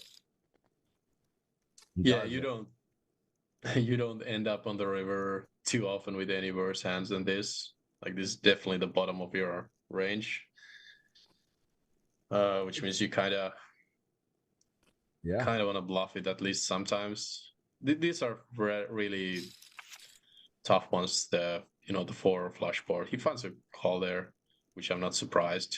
Well played by Ravid. I'm not sure like if Sven should give up the river or not. It's hard to say. Maybe someone knows the answer, but yeah, very hard. And here we are going to see a Samuel all in. Jack queen suited finds a clean flip. I mean, 10s blocks some straights, has a diamond, but hey, he'll take it. He's going to have a chance to be well back in the game at the moment. A big ask to finish better than 5th, as everyone has a lot of chips. He doesn't, but 8.7 in the million all of a sudden, important one. Can he find it and get it done? 4 deuce deuce, 10s in the lead, 3-1 favorite. There it is. Hello, little booth magic, friend energy.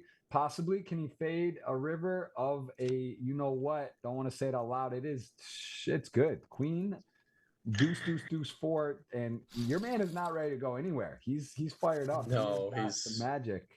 He's 8.6. I gotta say, this guy is pretty good at the all-ins too. Like he's really good. Obviously, overall post flop, he, as we saw today, he can do a lot of good stuff with the cards. And but yeah, also this guy is not losing any all-ins. He's a dangerous combination. I would be afraid of him if I'm here in the top 5. Yeah, I'll tell you what, everyone's definitely rooting for an exit from your friend, of course, for the pay jump, but also dangerous now, like, okay, 8.6, he's short, but now all of a sudden it's like, hey, he's a guy, he's not just all in either. He's been raising the king 10 off buttons. He's playing, he's jibing, he's jabbing, he's chipping up, and he is a threat, as it is anyone game, 5-handed left. Once we get to 4, we would do it. WWJD, that's right. What would Joni do? Yoni, what would he do? That's a good it's a good acronym. I like that. That's good. That is good. Was that? No, I'm saying they're saying, what would Joni do? That's like what would Jesus do? WW. You've always used to wear these bracelets. WWJD. Oh, right, yeah. Yeah, it applies for you. Maybe you should wear that at the. I don't know if you want to ask. You must get asked a lot on the side. People ask you hand histories or thing. You're playing PLO. Do you get that a lot? People recognize when you're playing cash games PLO, and do people pull you aside and stuff and try to talk hands to you? You're too nice. I feel like you get caught in some bathroom break walks or like stops where you're just gonna find yourself deep into hand history. Quite a lot, yeah. I don't mind it. It's fun. usually people are, people are nice, and I don't mind talking if it doesn't, go too far. Yeah. Jack 9, ace 8 of hearts, ace 8. Pretty attractive price. Interesting with the Jack 9. Such a strong hand. Blocks the straight, just small bet.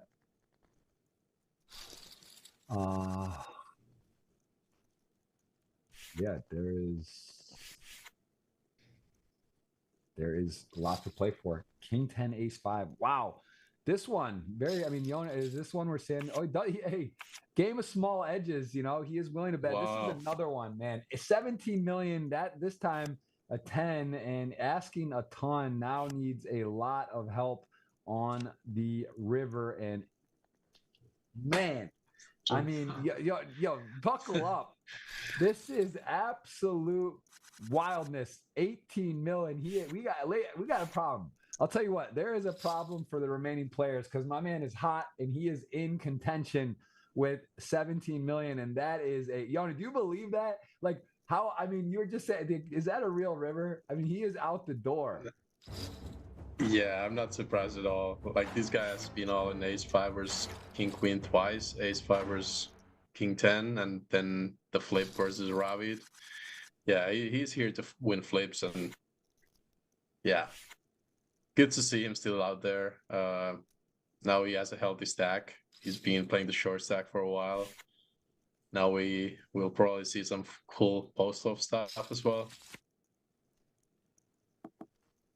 Yeah, this is that is a situation. We're gonna queue up the giveaway. Hit that thumbs up if you're enjoying yourself. Almost 2,000 watching.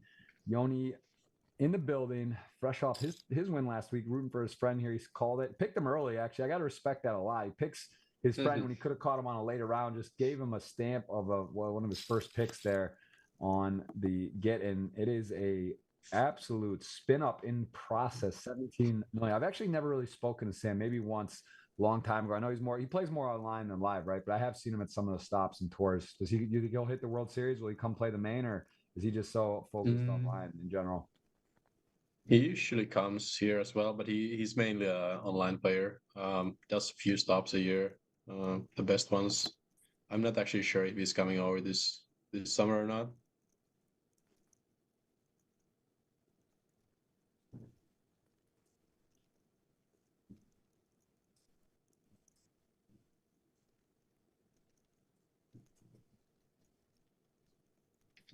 And 6-7 needed a little more feeling. Does Robbie slip it over ever, or no? Just going to be too many checkbacks with an ace or not. I think you got to bet it, right? I'm not going to expect Samuel to do the betting for you a lot, but maybe, right?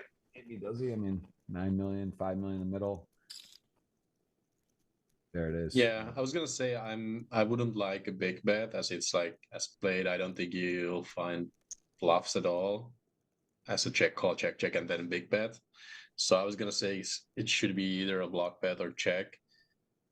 This one is actually a pretty cool one. Like, it doesn't look like a straight, and like aggressive opponent that Samuel is could, trigger here. As we here we go. Yeah, rip snap call, right? Bet one better hand, 6-8, not gonna re-raise, just call, but good pot for Ravid, and actually important pot. That was well played. Yeah, nice, very nice setup there. Nice execution and delivery. Got the result he wanted. And again, Samuel took it. He is a player, give a little bit of rope. He is capable. Some newfound chips, but still 13 million. I think he didn't know what to do with 18 million. He was between 5 and 10 the whole day. He just said, hey, like, let me splash around a little here. And he's back 13 mil, still plenty of chips. King 10, queen deuce suited. One of those ones with the limp that is sort of like tough, right? You're sort of like, it's not a trash hand, but it's not great, and decides to release as Sven puts the pressure on. He is your second place current stack with 22 million, and a lot of playable hands here. Look at this. King 10 off, ace 8, ace jack off, ace 7, and 6-5 suited. Everyone with a little something.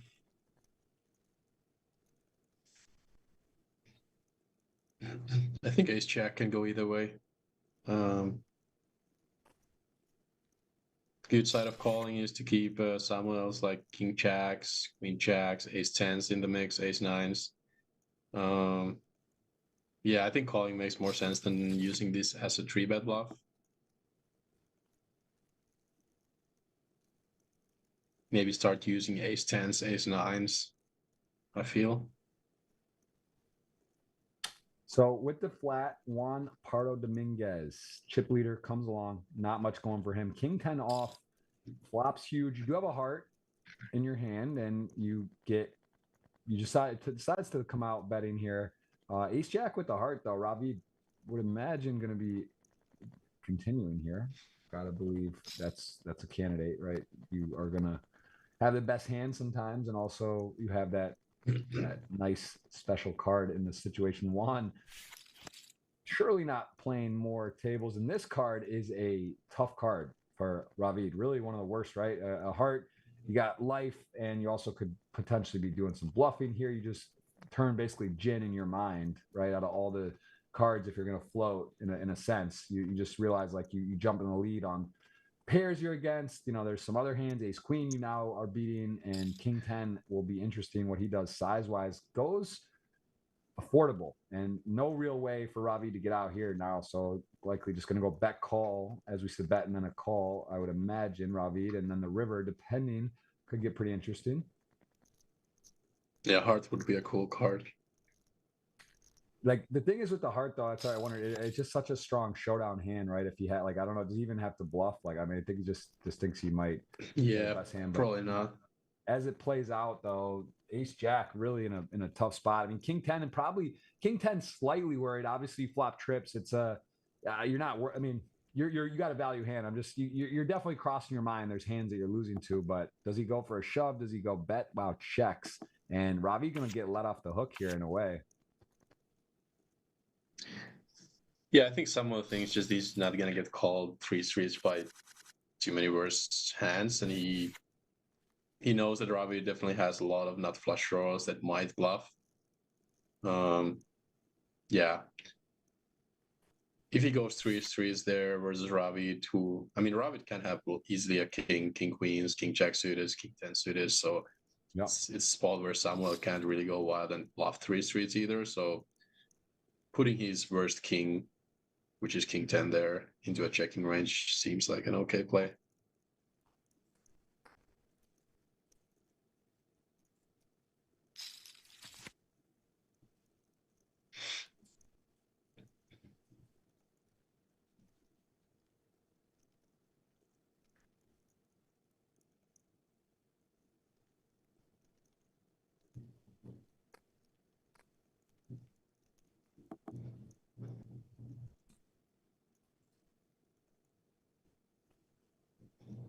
Jack 8, Jack 5, both players with something. Middle pair now. Ace King Jack, Jack 8, still in the lead. Juan had 45 million, so he's still in good shape, but a little bit of upstuck. The lock, I always coin that term. You know, sort of it's still very healthy, but I think that's around where he started, or was it 25? I think he might have had 35 million actually to start the final table, is what he had. Yeah, I think so.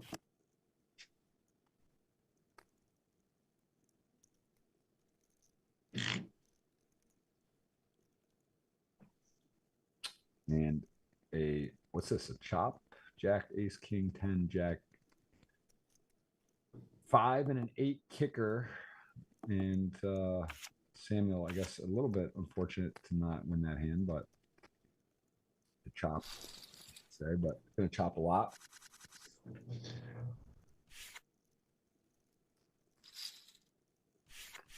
And Ace Queen, popular hand today. Here we go. 6 or 5s and Ace Queen off.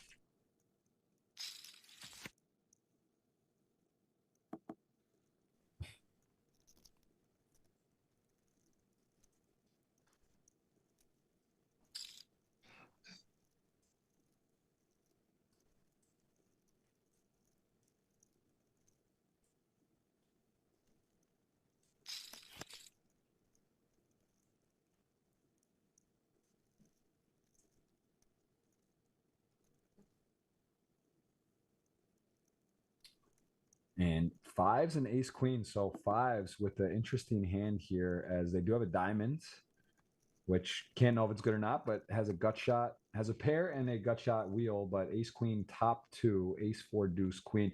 It's a lot of times here, the big blind is, it's just like you got to bet, right? You got to bet your hand here. It's unlikely to get raised. You get to get some value. There's definitely some hands that can call that are worse.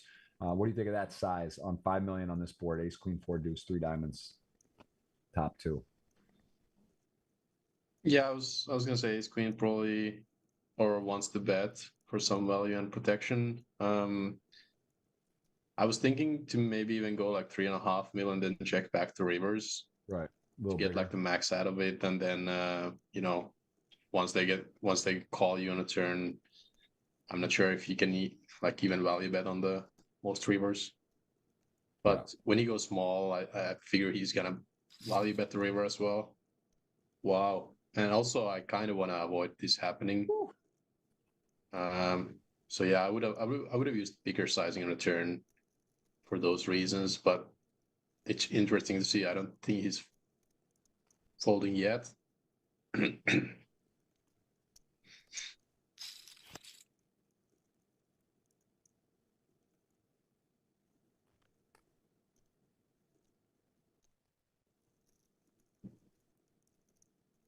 Yeah, 4 on the river. Remuculus goes for a bit of a step out here. And now what do you do with fives? I mean, you got the board pairs, flushes. I mean, this is a 10 million chip stack. He's the shortest now if he doesn't win this pot. So it's 10 mil. See if he goes through. I think shove is gonna work. If he finds a shove, I think it's gonna work, but it is not easy to follow through with a shove here in a final table this big. Wow, he goes for it. Legend. Impressive. Legend. And Sven, it doesn't feel fair. You bet. This is to me just such a notable hand. To your point about the sizing, like you put yourself in a position to get check raised with a semi bluff. You get check raised and then a follow through. All of a sudden, you go from a clear, a nice position to a very uncomfortable one. And I mean, yeah, this is he's thinking about it, of course, but you don't think you can call, right? I mean, just too much going on here. Yeah, that's what I think. He's definitely gonna have a lot of suited stuff in his big blind defending range. All the flushes, pretty much, or most of them, can just take this line. It's funny, like you said, the sizing he used on a turn ended up resulting in a spot like this. That's the beauty of poker. If he sizes up on a turn, we're gonna see a way different hand, right?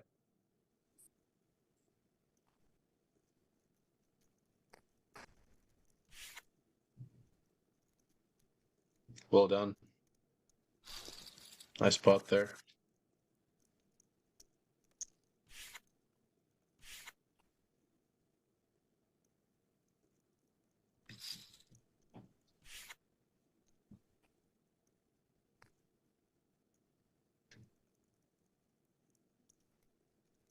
Wow.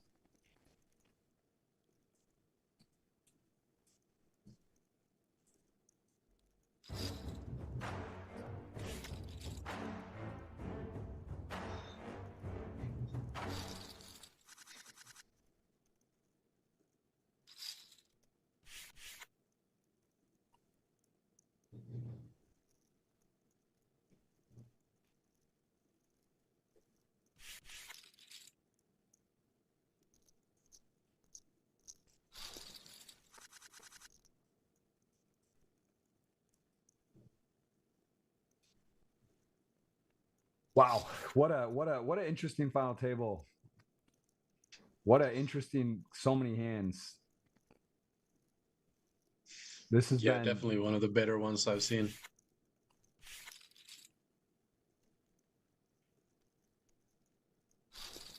Yeah, this has been really, really special, and of course, a big prize pool as well.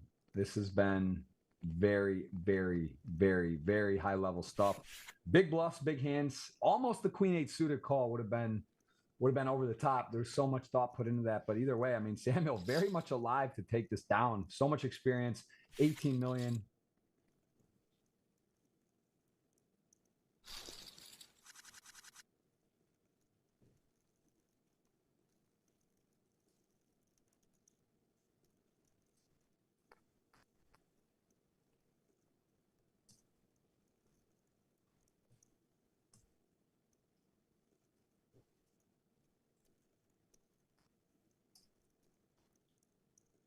And that is, man.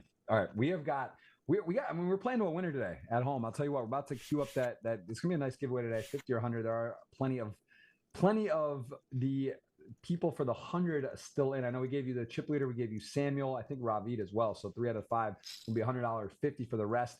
Hands up is still a active giveaway. It's a jackpot every week, and I am going to be awarding the winner today of the $50 or $100 ticket. And of course, we have got a very, very exciting ending. Again, Joni in the house, and he is going to be with us to the end. Just a little break here. Jeff Gross alongside Joni Jouhkimainen. Not an easy name to pronounce, but the Finnish know how to play some poker. Here we go. Queen 10 versus 8-9. Both players, a little action on the board. Queen 10, board pairs, but does have a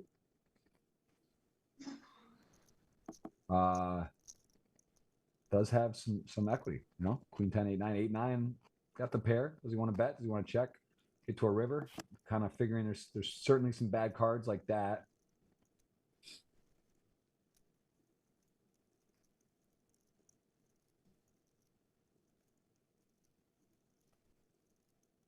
Queen 10, 8-9 makes the straight, checks it over. Very interesting. I mean, I guess there are flushes. He has a queen of clubs. I don't see his opponent going to bet much.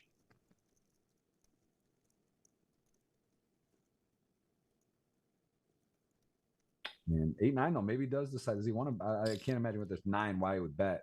And he does take a little shot.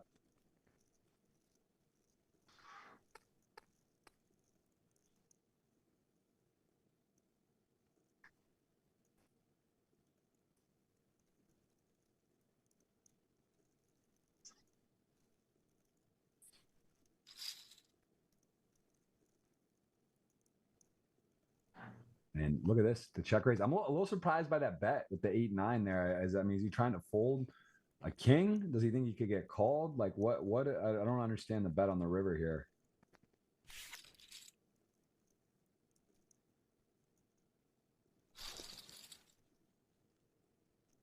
And there's a look at the, and look at that. That's what's left live.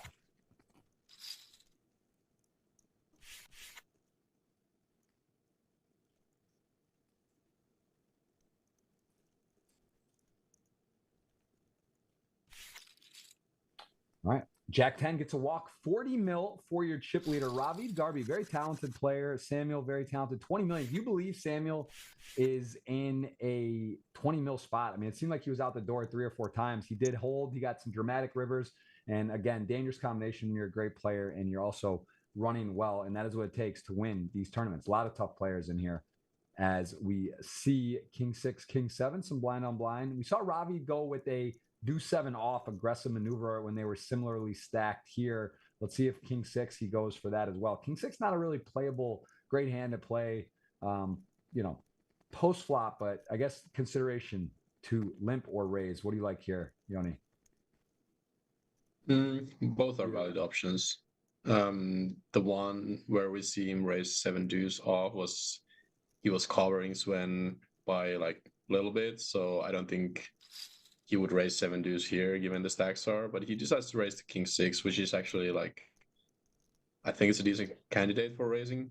Limping is totally fine as well. I think folding is the one option you take away right up. First, I think king 7 can do either calling. I don't think we see a fold ever.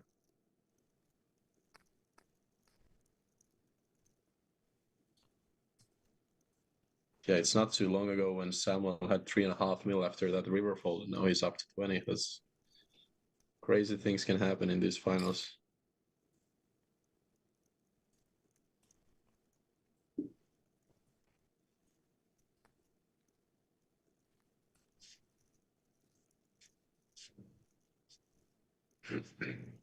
King 6, King 7. Yeah, we are going to see a continuation bet. Takes it down. Nice aggression rewarded. Hard to play out of position. We get to see it.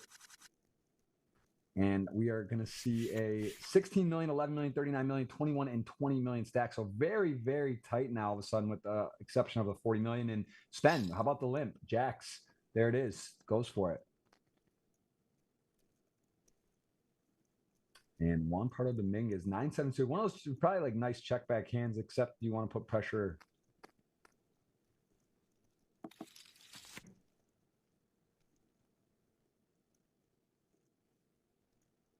Checks back. 9. Going to potentially get him in some trouble here. I mean, Jacks, if you play it this way, can't imagine that you are going to be getting away. I mean, you're just playing your hand, right, as sort of a trap. There's an overcard. 9-7. Going to be feeling decent about the situation. Does go ahead for a bet. Some players may check. You like the bet here? Or do you think checking either way? Kind of close. Yeah, kind of close. Could see both. Sort of a spot with some little mixing. When you get, when you get called on the flop, it's like you're not sure if you're, willing to go for another barrel, as there's like not too many worse hands that are calling you. So he decides to go for a check back.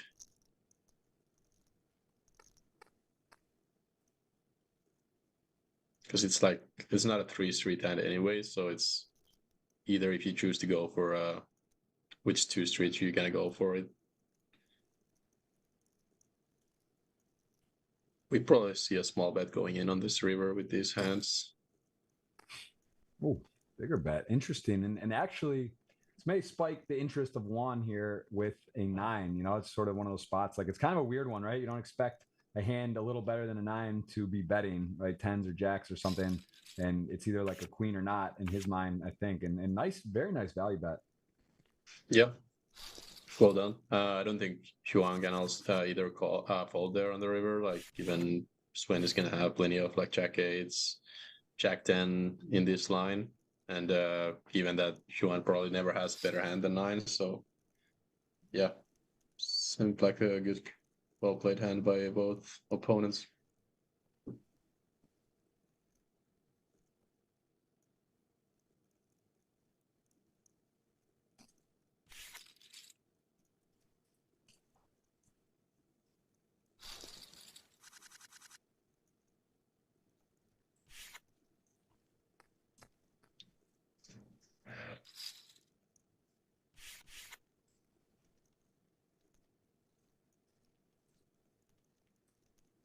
All right, 8s. Be real hand, ace-7 suited.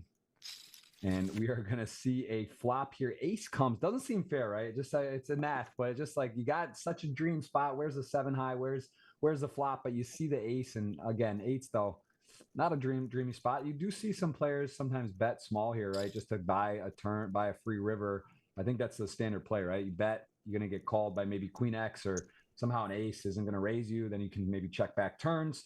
Or you get some value from some flush draws, as we do see the 3 roll off, likely going to go check. Is that pretty mandatory, that bet, the turn there with the flop? Is that standard with the 8s, or do you check that sometimes too? Yeah, it seems like a range bet, and yeah, 8s might seem like a decent candidate for check back, but then again, like by betting, you get Romuculus to fold out hands like 10-9, jack 9 right, with 2 overs, which is like a big win already.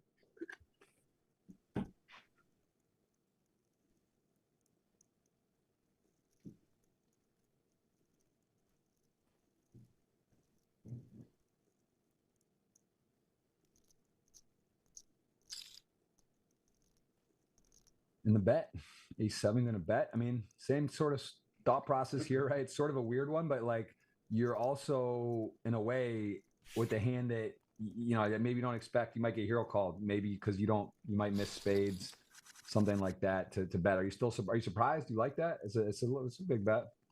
Like, what do you think you get called by there? Are you getting called by a queen, maybe hero, queen, king, or something? Yeah, I think. I mean, to be honest, the eights didn't seem like that bad of a bluff catcher without any spade, without any jack, king 10. So he's definitely beating some bluffs there, but he didn't. He did muck pretty fastly. So yeah, a7 definitely needs to bet. He's gonna have a lot of bluffs. So top pair definitely goes into a value bet range there.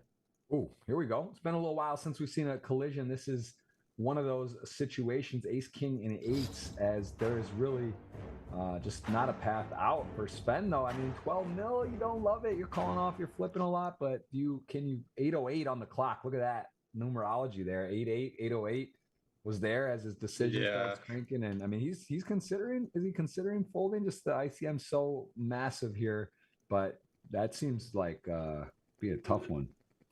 yeah, I think he's gonna end up folding, but this is probably on the close to being the border. I think. Yeah, I think tens definitely calling, nines unsure, and then eights and lower you're just folding. Tricky spot.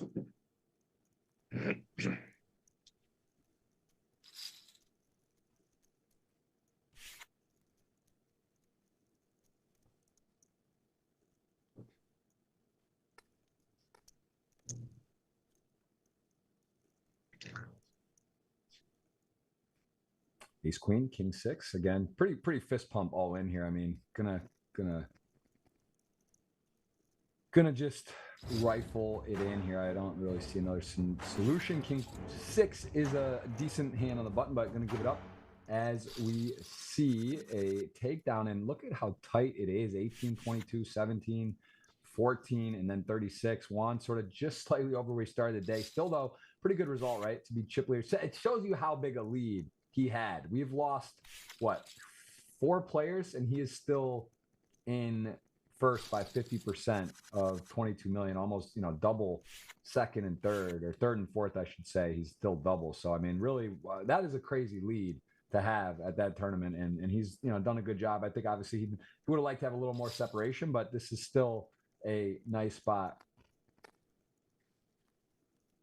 Yeah, you rarely see that big of a chip lead. I would be interested to see the hands from like 20 players to the final table. He must have won some big pots right there.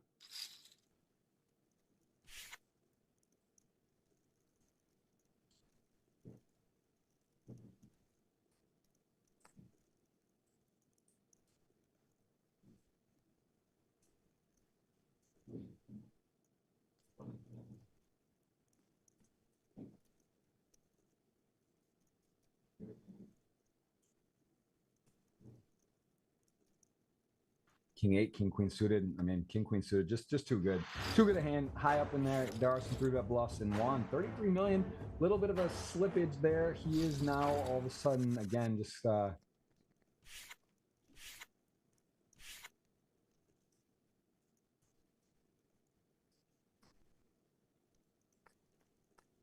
surprised to see these quick falls from the button by our chip leader. I saw like an orbit before he had a king. I think it was king 5, king 4 again. This could be like I could see myself raising from the button. Maybe he starts raising king 6. I don't know. It seems to be pretty close. What do you think? Would you raise these offsuit kings on the button or? I think so. Yeah, I do think so. I mean, I think everyone here gonna be playing fairly straightforward. I mean, Juan has been a little bit Juan's definitely shown a bit of moxie, but all in all, I'd say everyone's playing pretty much, not stepping too far to line. Ravi Garby has impressed me as well. Sort of been in there. It doesn't seem like he's had too many amazing hands, and he's found some aggressive spots, small blind, big blind, and chipped up. And everyone I think here has played very well. I guess Ramuculus hit that 9, right? That was like the key hand that was pretty brutal at the moment. That was to be in second, nines all into queens, hit the river as a interesting spot. What a card here. Ramuculus going to make the straight, and Samuel with the 7. This could go big, right? He might go big, target 2 pairs, somehow a deuce that his opponent could have maybe like pot or over bet. Is this a spot for a huge bet? Or is it a small bet? I would think so. Like, I think bigger makes more sense. I don't think he checks. I don't think Homunculus needs to like bluff too many hands. So this seems like a very good sizing to me. To me. Yeah, I like a big bet here. Yeah, very hard one for Homunculus to get away from. But he's not liking it for sure. He knows like Samuel is not probably gonna show up with too many bluffs.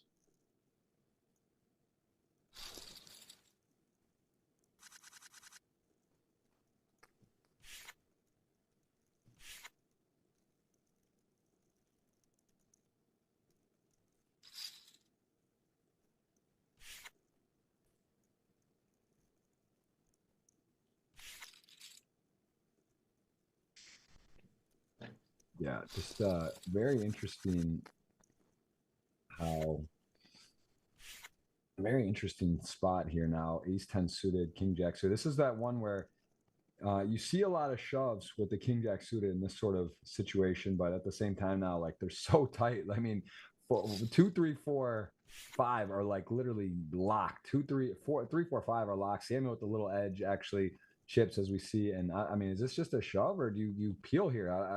It seems close too.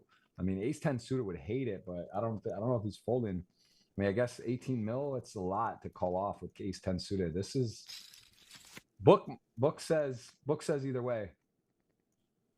Yeah, I can see like argument for both plays. You definitely see a lot of people shove there. Your thing is that you make King Queen to fold, you make lots of Ace X to fold, and you know you're flipping sometimes. But then again, like you kind of want to keep all the smaller smaller kings in play, and this hand is just very good post flop. So he decides to take the passive way and peels one there with the backdoor flush draw. Seems fine.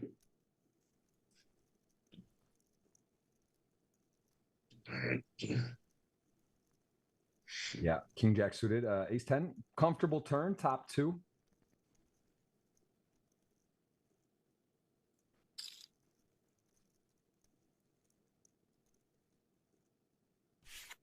And it is going to get it done. I mean, Romuculus, he is in there, tied for second.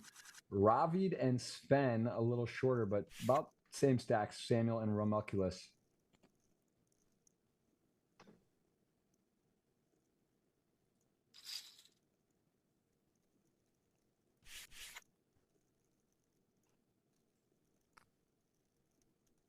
King, Queen, 3, 4 suited. We are in a spot now where one all of a sudden is a little below where he started the day, and stacks are tightening. Let's see, 3, 4 suited. I mean, this is, you got to believe he's going to peel, although it's just 4 high suited, closing the action, flops the gut shot, King, Queen, top pair.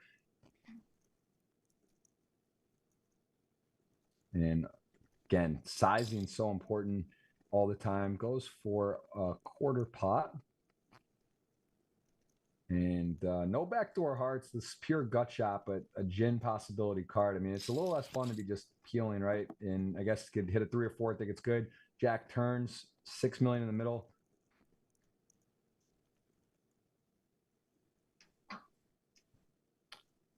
And King Queen. The time is it's strong enough, right? You get a lot of King X's, 6 X's. You're gonna want to bet. Got to see on how big. I don't really imagine a world of a check, right? It's just how much. 50%. Tell me about sizing here. What on this board? So dry. King 6 Jack deuce. Big blind defend. What goes through your head? 50% more or less? What do you like in this particular setup with the stack sizes and the situation of this tournament right now? Whereas the chip leader, I don't think he should be like having too many small bets, since he should be betting sort of a polarized range. And King Queen can't really like. Oh wow, wow. Wow. The Jungle Man rule. Jungle. It says bet your gut shots. That's a wild move. Like, yeah, I would give a lot of credit to Romuculus like turn barrel here, and I would not check raise at 3-4. But like now, as we can see, like I don't think he's loving his life right now with King Queen, even though he has a pretty strong hand. He's gonna peel turn, I believe.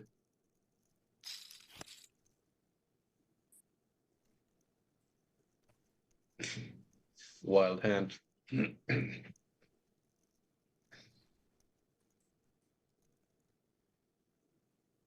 It's 20 mil in the middle. I mean, Juan is in a whole different. I mean, the SPR is now a. It's one. It's one for him. I mean, the Romuculus has 50%. He's got 4 high. The crazy part is there will be a new chip leader if Juan doesn't pull the trigger here. It's going to be Romuculus. Oh my goodness. Wow. Joni. I think we'll see a long tank here. I tell you. Wow. Yeah. Maybe I'll hit the bathroom break right now. This seems like the time. This could be the full 7. Or you know what they say? Think long, think wrong. And you just hit the call button, freak out call fast. But yeah, a lot of money on the line.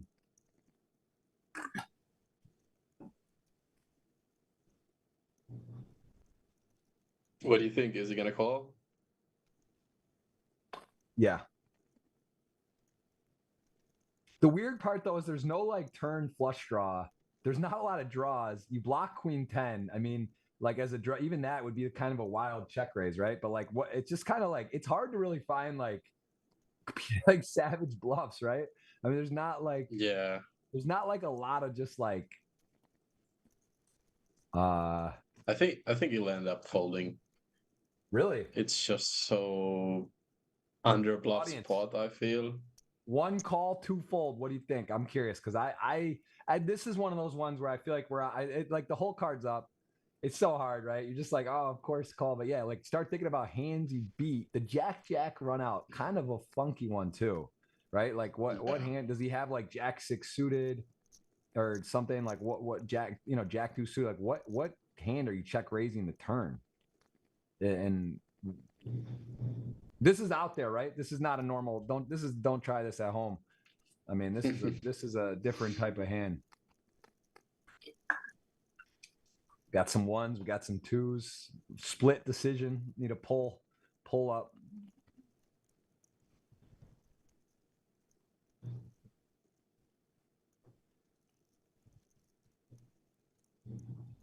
Yeah, the more I think he's gonna end up folding. It's a sick bluff. I kind of like it, but then again, like you don't see that stuff too often, and you gotta be careful, like not overdoing it. Like if you just decide to go crazy with all your gutters, you're gonna end up over bluffing a lot. But then again, like these guys might have some history we don't know about. Like this turn B50 might, remind him of some previous hand history, and you never know.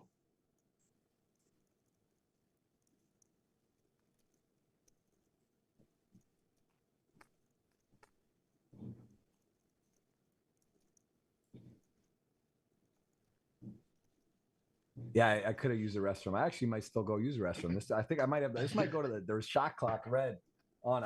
You probably have. Oh, gives it up, man. Wow. Yeah, Juan puts it on the line. Puts it on the line. Hello, we got a new hand of the day. I mean, that was one. That was it. What WWJD? What would Joni do for that one? That's for sure. He got it right. At home, sick move, sick bluff. Aggression rewarded and back to 43 mil. And man, respect. That is respect to put. You're just what hand do you think he calls with there? Like, I mean, is it that good a bluff? Like, if you're gonna fold king queen, like, is it ace king matter? Like, where is the cutoff? Like, where you're calling, or what's the difference at that point? Yeah, ace king and king queen definitely in the same value hand there. Yeah, you're not gonna have too many calls if you fold king queen, but then again, because I don't think you end up with jack ever on the river as played. Like you're not betting the turn half pot with any jack, so I guess you're just calling king jack, kings, sixes, deuces. You're not even opening, so yeah, it's gonna leave you with a very very narrow calling range on the river, and I guess that's what Juan there realized. Like if I shove here. Okay, if he has those few combos of sixes or a few combos of king jacks, then be it. But yeah, well executed bluff there. Scary. And Romuculus also, you saw him, he's a little sticky. The 9s played a big pot against queen. Like he's been a little bit more, curious, I would say. And yeah, that was that was quite the hand. Jack queen. Yeah. 5's actually in the lead. Very scary board. No player with a spade.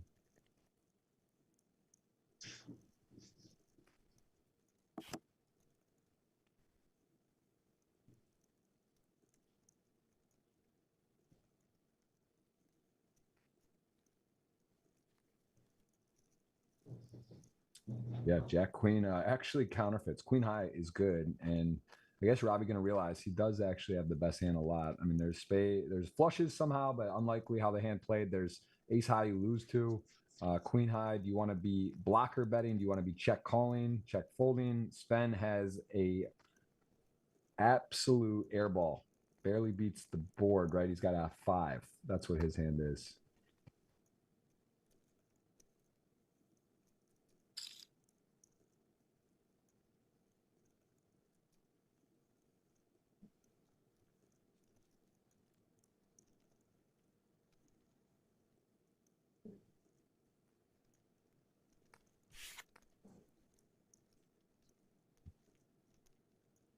Wow. All right. Queen Jack. I mean, wide open game. This is blinds up to 400, 800K. You are with us watching the end of the GG World Festival. Super Millions 200 mil guaranteed, record size series, and a massive finish here. 1.5 million up top.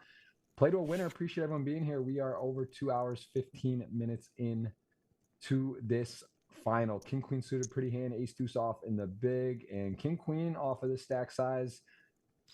Shoving, min raising. Yes, shove seems like a good play.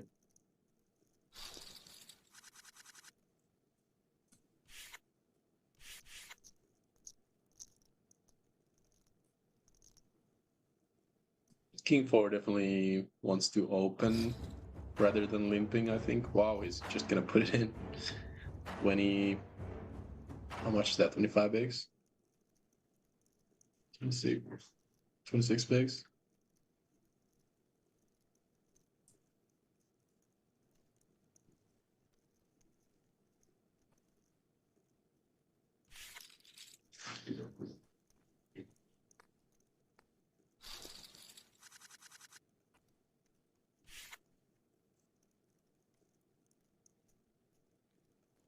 Ace Jack suited, big hand, 5-handed. Everyone playing. I mean, again, ICM. Could you maybe explain ICM a bit on when it's the most prevalent, the most realization in a tournament, specifically, like for tournaments when you actually have to respect it? How many players left? Let's say in a 100-person field, 10 cash or 15 cash.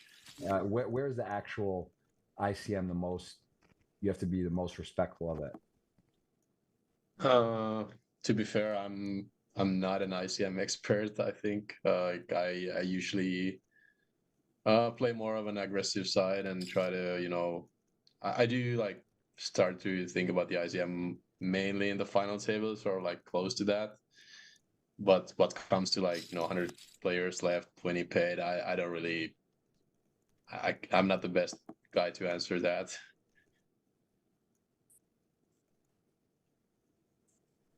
Yeah, I think You're probably more ICM aware than me. Yes. Yeah. Right. Yeah. I mean, typically 8 to 12. That's sort of the strongest implications on it. It's actually that's like the strongest point in terms of, I mean, obviously now you see the jumps, how big it is between the payouts all the way up to first. So it's it's a very, very real thing. The independent chip model, understanding what your stack is worth at what position. And yeah, it's really complicated concept for sure. With all the future game implements, it's very hard, and that makes the game so cool.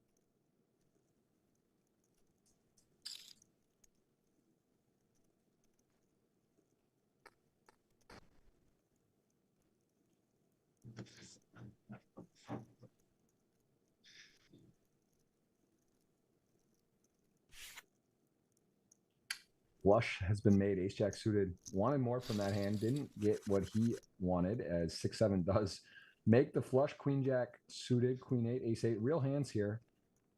And Sven with a spot where, I mean, I guess if he were to, the interesting part is if he were to does min raise, and Samuel with the ace jack off. Kind of, maybe is this one of those ones where does he like raise it up to like a small raise again? We've seen this a few times with like sort of interesting short stack raises, and there it is. He's there's his move. I'm gonna start using you this. Called it. I like it. I've seen this more recently in some of these Super Millions, some interesting spots, and it's tough though, right? Because I guess he kind of just like really put the person who raises like on a weird spot. Because like the old way of thinking was you get these hands like ace 10 or ace jack to fold maybe because it looks so strong because you're short. But now there's this balance of hands you're going with or not, and then you kind of make a hand like this, put them in a tough spot, right? You don't really feel like you're fold equity, and yeah, it's also the peel here feels bad. So like this, you're putting the guy on the chopping block here. He does. Wow, he finds the shove. And interesting. That's a great sense. Great sense right there. Yeah. So that's the only, I guess, downside. If your opponent knows, or if you're willing to then shove, like, yeah, maybe he folds the queen jack off or he opens king 10 off or something and folds. But like if he's willing, knowing his opponent is going to have some more raise folds than normal, or that is willing to take that small 3-bet spot with some marginally strong hands and to go for it. But yeah, it does force a dominated hand to fold. So good results for Sven. And what about, I mean, yeah, it's got to be close, right? To just call versus raise there. But I mean, look, I'm not going to ever question Sam's reasoning. That's for sure. You mean just call the ace jack versus raise? But I guess that stack is so awkward too, right? Small. It's like you're... Yeah. 13 bigs effective, I believe they were. So yeah, I guess you kind of don't want to even play any flats. You just, yeah, I think, like I said earlier, like the new trend, like a few years back, if you see someone 3-bet non-all-in with like 13, 14, 15 bigs, they just had aces every time. And now it's, the game is different, and you see a lot of these like click 3-bets, even as shallow as like 13 bigs.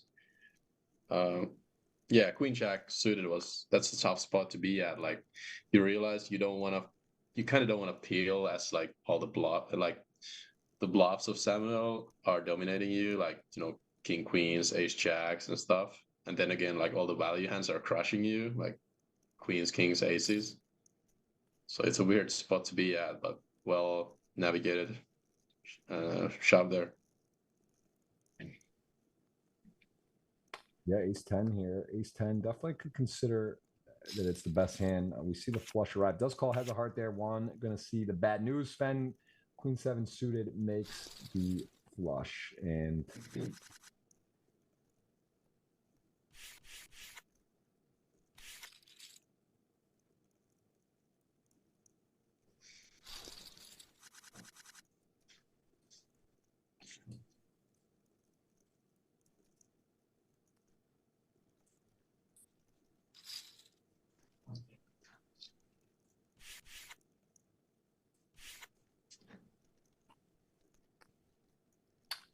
ace 9, jack 4, gonna fold. And again, it's been an interesting check. It did look like one was gonna be able to run away with it for a minute. He kind of got down short. He makes that crazy all in with 4 high, check raises and goes for it. One of the sicker bluffs we've seen on the Super Millions in season 2023 for sure, especially situationally. So much money on the line, and got Ramuculus to fold, as we see here. A6, A6 suited to A6 offsuit in the big blind. Shot clock, chess clock, everyone has.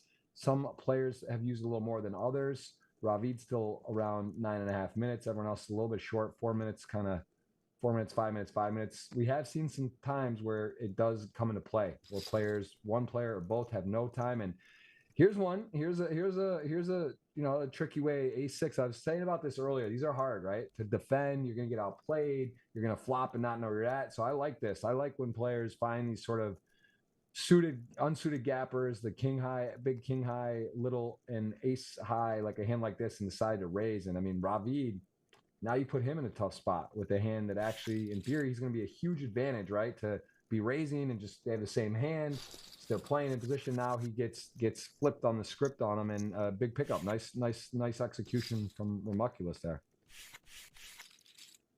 Yep. Yeah. What comes to the shot clocks, it's you got to be really careful how to use it. Like you're gonna be having like really, really big decisions later on this tournament, and when your clock runs down, like actually last week when I won, I don't think I had any time bank left, like three-handed, and I was just playing for a lot, like making decisions for a lot of money without like any time bank left. That was pretty annoying, Yeah. especially like the heads up versus Thomas Muhlacher, a great player, and like no limit, no limit heads up is not really my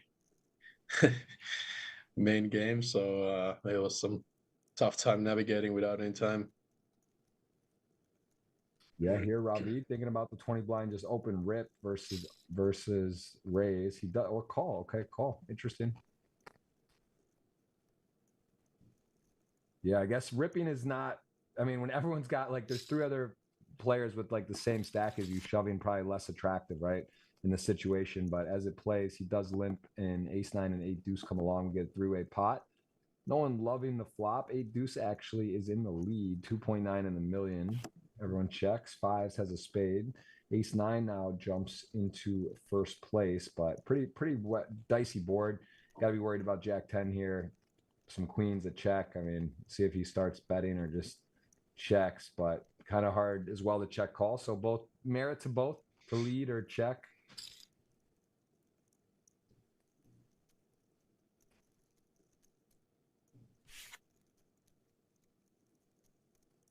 And with the hand, those two hands, I mean, you got to believe it's going to work. I mean, five would be peeling for a five. A five alone could be dead to Jack 10. Just can't imagine he can do much here. See if he just gets out of the way. I would think if anything, he'd raise or fold, and likely almost always fold, but he is thinking.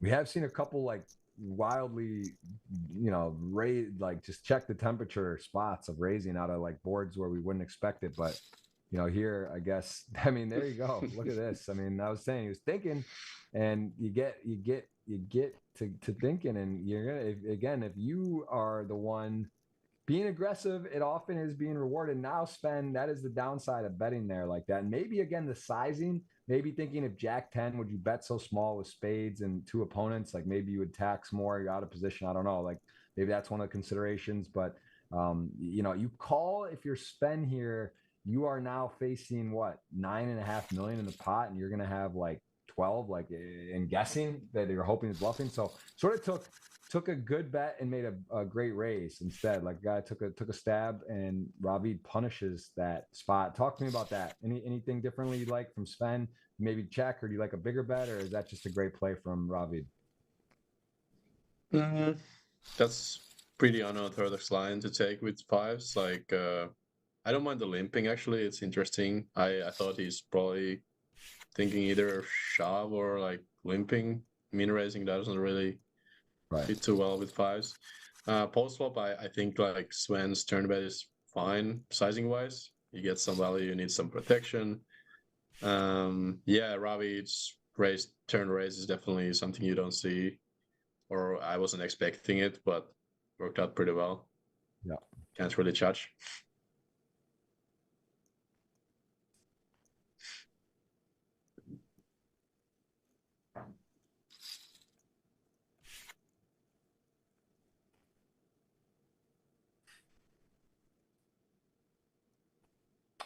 And king queen off takes the spot, runs in at really top of the range. We have seen some ace queen ace king confrontations, but five-handed here, a little bit different. I can't imagine Sven not going, but hey, look, ICM is serious. Like five, really, really dicey. We saw the eights fold before, right? I mean, I think ace queen suited just a little too good, but hey, I don't know. It's a lot of money, and it is a lot of moxie there. Sven does send it in. Nice pot. Remuculus does fold, as we see a couple of interesting hands here. Jack 10 suited, king jack off.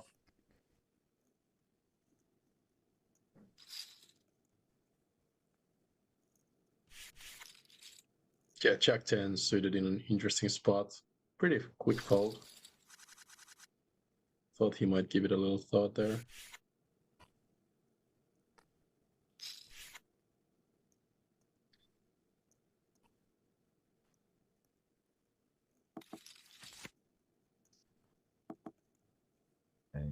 sixes 3-5. The key card would be the 6 would be quite specially unspecial for Ravi, but as it stands, checks around 7 pairs, board paired A7-4, 2 hearts, turn 7. Definitely could see some leads here from Juan on the gut shot. We saw him play a gut shot very strongly before, although when the check back on the flop, and look at this, the over bet on the turn. I mean, wow, just puts a hand like sixes in the blender, and wow, man, this is dangerous. Guy's dangerous when you just have the moves in every every spot. You seem to click the right decision. That is very, very impressively done again from Juan. And wow, whoa, Joni, I was just saying, make all the right moves, and now Samuel is in a spot. This is quite a development to the river for 86%. It is a massive pot, and it is whoop, whoop. What? Oh my goodness. Wow. Ace King. Is this real? Are we watching this? Is this the wildest Super Millions we've had? I mean, the guy, just saying, This doesn't must make be, a right? mistake. Rips in 9-6, and Samuel, I mean, you could argue, you call there. I guess you should. Ace King, you'd rather call, I think, eights than ace king, right? For that spot, like something like that, where you'd rather have like a pair where there's some undercards or got random shoves. But either way, ace king, you're not going to get Samuel to lay that down. Even ICM wise, you might put it in. You'd be interested to see how tight you're supposed to be there, but wrong guy. He's not folding ace king. Is that even a book call? I don't know if that's the book call. The book may say fold there. I think you're supposed to call there just because like you were sort of tied for the last spot. It would be different if, let's say, there's guys with 5 or 6 bigs, but yeah, I believe he had 17 bigs, and yeah, he was tied with the remote close, and he's actually like the upside of doubling up results him in a chip lead. That's huge. Yeah, I think it's just a snap call and run it. I'm actually gonna. I should have taken it on that tank before. I'm using the restroom. Yoni, hold it down. This is booth magic. I know this is exciting. I don't want to miss a hand, but I can't do it. This has got a while. I have a feeling this could be a while. So I'm gonna be right back, guys. Thank you for watching. Hit the thumbs up. Giveaway coming soon. Hit that again. The hands up, guess the winning hand, the exact suits, jackpot, as well as we'll have a 50 or 100 ticket, depends who wins. And what else? I think there's something else. The only I got a dinner bet. This is just a while. I don't want to miss a hand, man. I don't want to miss one. Let me see this. Now I can't take it. Let me just see the distribution here. Okay, I'm gonna go right now. Be right back.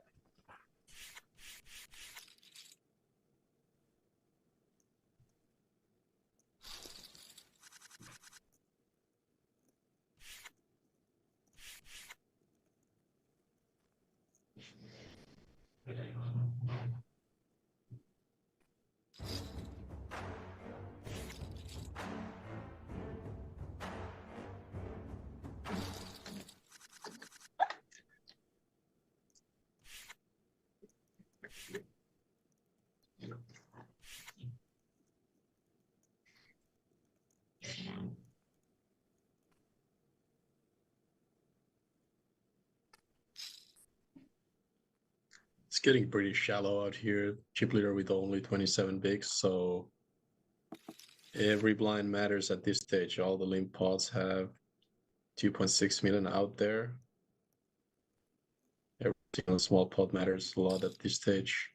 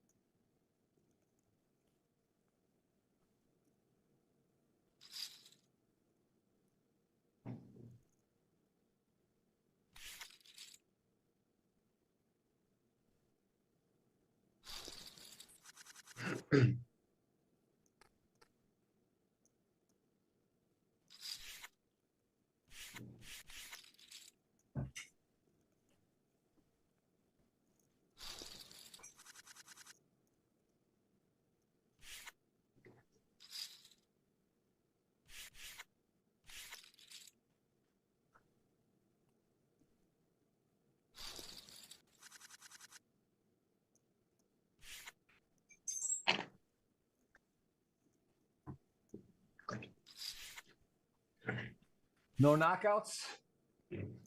No knockouts. Nothing really been happening. Samuel made a nice little 3-bet with ace 3 off. Big blind versus button, but that's about it. Is Samuel, I mean, what percent does he win this tournament now? 5-handed, tight, 30 million, got position on one. I mean, he's got to be the favorite. The experience, the stack, the spot. He's the favorite, but 5 left. Anyone's game. Yeah, given how good he is at all-ins, I think he's huge favorite to take this down. It's wild how that works too, right? Like you win the all-ins, dramatic, the king 10, the ace on the river, and then you come back and then all of a sudden you can just lose like 9-6 off versus ace king to be out. It doesn't matter. But no, he holds, and that was against Juan, right? The king 10 to ace 4 where the 10 flopped and the ace rivered. So Juan gonna have a little bit of nightmares right now on that, and it is a brand new ball game and really, really wide open right now. And ace jack open gonna be happening, and king 3 off. Let's see. Samuel likely, let's see, how was that, 30 blinds? Yeah, versus the open of 20, gonna fold. Makes sense.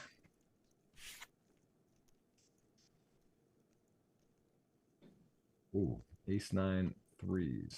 See if threes.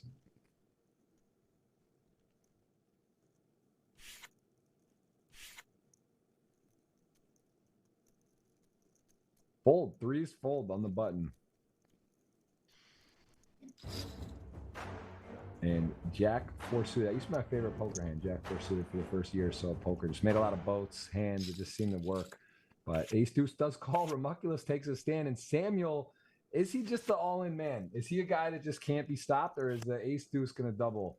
There's a 4. It just, you never know when a 4 might come in handy.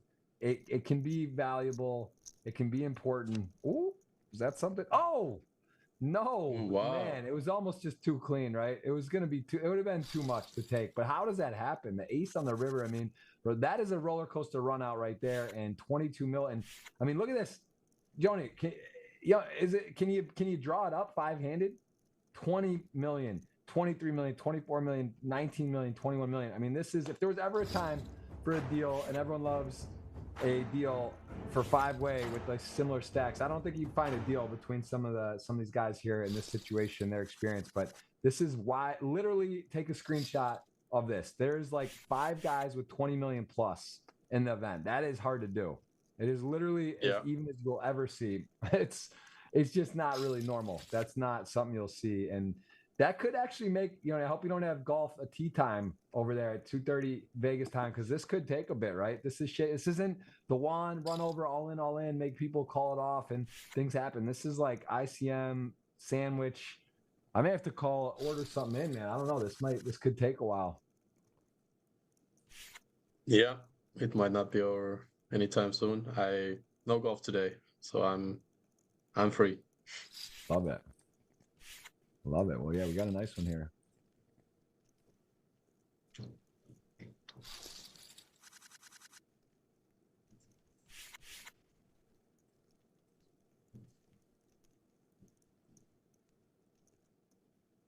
Deuce 10, ace 5, 8, 6 of clubs. And we're going to see a raise, and Samuel, good, nice suited playable hand.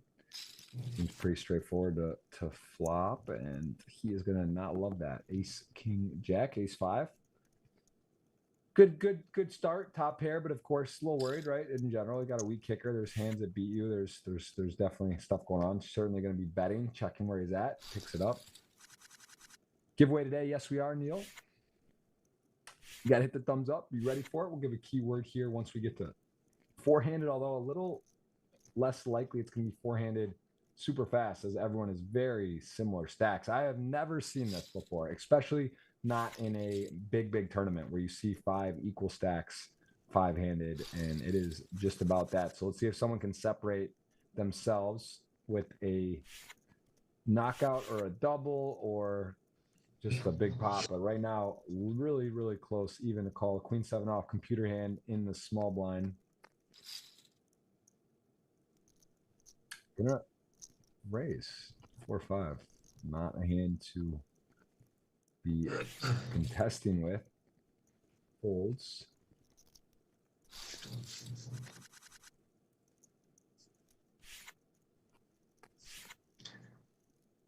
Yeah, all these pots super important right now. If you can manage to win 5 or 6 bigs, you can, build a chip lead. And yeah, if you can be the chip leader 4 left, that's huge.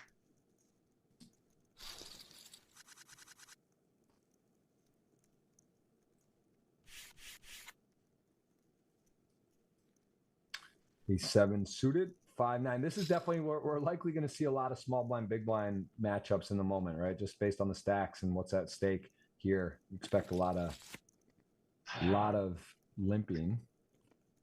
And very interesting, actually. At some point, you could say, oh, it's a little less exciting because there's not just so much craziness, but it's also very interesting to see who's able to, on a essentially, what do you call it? Essentially neutral, even. It's almost like a shootout, right? It's like you're starting a 5-way. It's 5-way shootout for 1.5 million, effectively. Remuculus now with 25, but everyone pretty close. It's going to be hard to stay close for long, as we already see 17 and 25 jump, but we are here and we are seeing ace queen suited open it up. Juan is your last guy standing in the dinner bet, right? I hope that's not true, but it sounds right. Is it? I mean, it can't be that. I think it's 3 versus 1, and then Remuculus is. Oh yeah, right. Yeah, somehow we didn't. Yeah, you're right. The audience has Remuculus too. They got him. They got a lot going on. They got Samuel. The audience is almost an auto 100 right now. The giveaway. I think they got like 4 or 5. So the audience is in better shape than me for the dinner bet. But we're due for a good catch up. We'll have a nice dinner in Vegas at some point. Even though it's a busy time. They're in end of June. The PLO, the main event going on. I guess some days off during the main, though, in theory. Hopefully, either way, whether you or don't, there'll be some time. How's the food there? Is this the same thing? Is there a pop-up Nobu there in the middle there at the horseshoe thing? Did they do that again this year? Or what are the food options that are nice around there? Yeah, there's not too many good options. Ooh. Yeah, I guess Nobu is there, which is decent. Oh, we might see an all-in. Yeah, this is a limp and a shove, right here. probably. Wow, very likely. Get the business. Most likely. Can't imagine much else being done here. Although, yeah, and wow, Ravi, like a Band-Aid, rips it off calls. 31 million at stake. Scary though. Ooh, top set feels a little better. King 5-3. That's gonna lock it up. 100 on the turn. Suited wheel Sven all of a sudden is in a bit of Barney Rubble trouble as Ravid trap set and Sven obliges with the ace-3 suited. Kind of perfect situation. Scary though, right? A lot of money at stake. King's to ace-3 suited. That we know that doesn't always end with the King's check mark, but it did there. It did there indeed, and we are down to 5 still, but a very short Sven at the moment.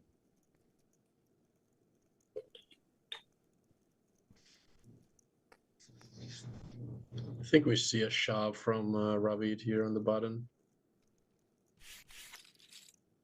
Oh, we don't. I think it's close. He could probably shove since Juan can't really call that.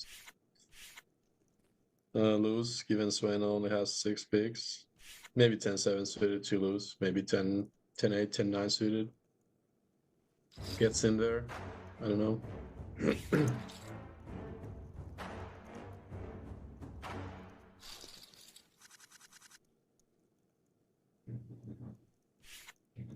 Yeah. And we are going to see the 6-5-9-4 blind and black. Gonna fold. Sven short now. Big jump 5th to 4th. You can see lower left. Money is important in the jumps at this final table. It's a big one. 1.5 at the top. 191 for 9th. Down to 5. It is anyone's game, but gotta say, Juan Pardo Dominguez has been your leader for the majority of this tournament. Ace-9 suited gonna rip it here, and no contest.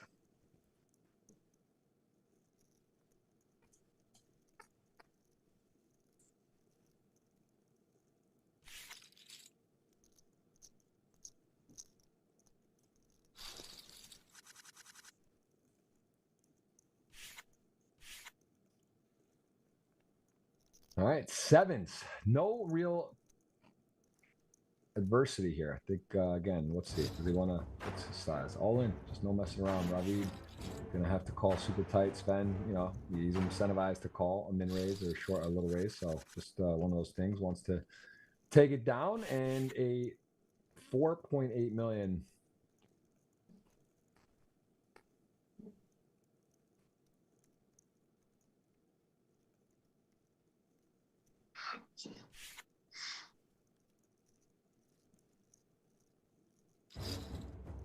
And actually gonna get a spot where gonna jack 5 off. I mean, it's close. Price is close as the ante. It's got 1.2 in the million, but jack 5, pretty rough hand here. I mean, it's wow. I'm a little surprised he calls, but hey, Motown baby, not suited. J5 though. J5 ace 8 does find the jack, jumps into the lead, and he is in a decent position, 93.18% going to the river. We've seen a couple wild river runouts, but not there. Sven will be your 5th place finisher. Congrats to him. Almost 2 million in earnings on GG. Will be over that now, as you see on the right, his results. And one part of the MIG is over 14 million now on GG, and one of the forces, and he's up to 31. He's still your chip leader, 4-handed. He's had a little bit of a ride, had to rip it in with 4-3 high on the river for all of it, got it done, and now we are in a spot where we've got 4 healthy stacks at the moment. We've lost Sven, but we are going to see just appeal. Ramuculus gets not the most appealing flop. Ace King 3, Rainbow, no. Again, Ravid kind of one of those spots, gets the bet small, and easy release there.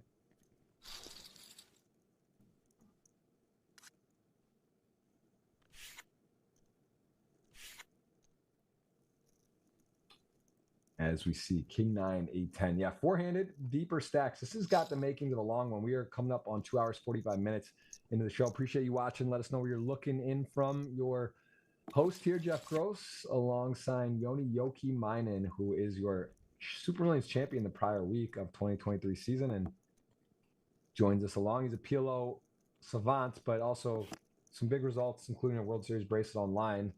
Here, calling with us to action today. So again, appreciate it. It's a long one. Long day,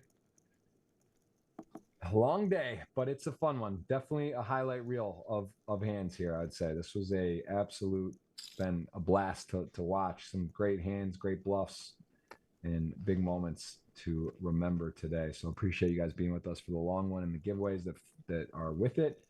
And 200 million GG World Festival coming to an end today. Pretty special events as the King 9 is speeding. 8-10 improves to trips.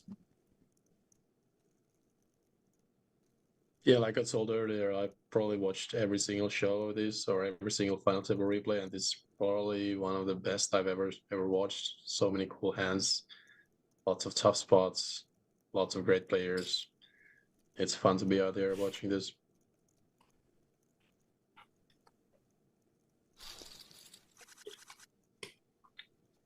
Yeah, definitely fun. Also nice when you got a good buddy who's in there driving a lot of that exciting hands and moments. Yep. So that's an extra treat. But here we go. King 10 and 3s. Whoa.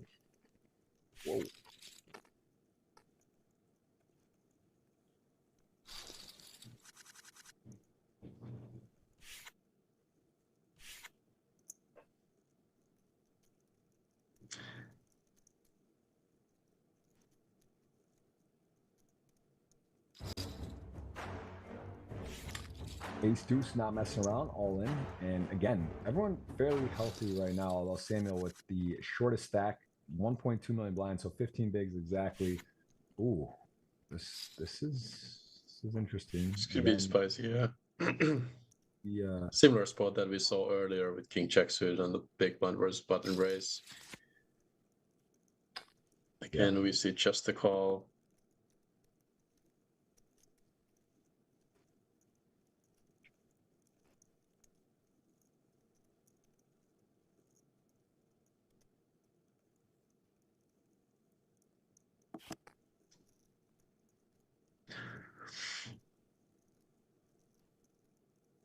Yeah, King Jack got a relevant card. The Jack, sort of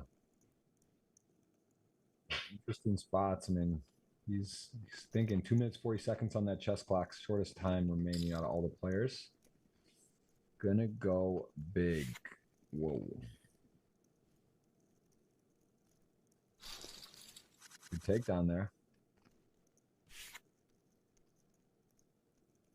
Yeah, it's really some interesting sizings on different spots. Again, players really recognizing the situation, the cards, the board, what their opponent's ranges are, what they get to represent. And it is a very, very exciting table of players today. No one here giving it away, I would say. This has been, top class guys. I don't think we really saw any like super punting. Even the nines was a little wild, right? That was a bit, I think at the time it was like a bit wide, but like there's not really been any just like epically wild plays. It's been pretty solid stuff.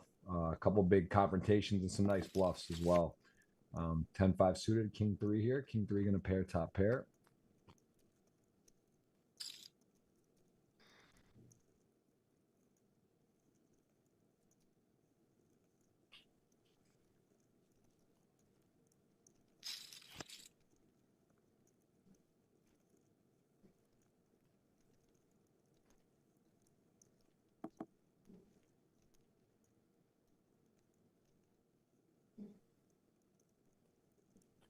And 10-5 does get into the game, into the hand here. 10-5 pairs the 10, 5.4 in the million. 5.4 million stack.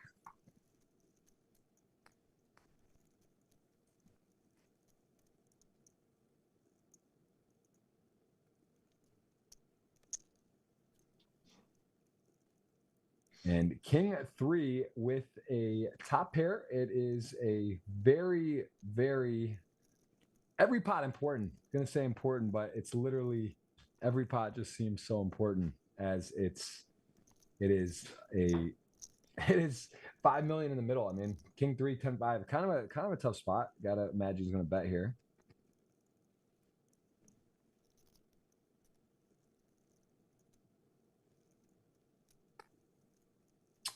As we are going to go, and he's taking his time. What do you think, Size? Can he go big here? I think so. Go big. I think he'll go like 3. Yeah. 4. Just thinking somewhere there as well.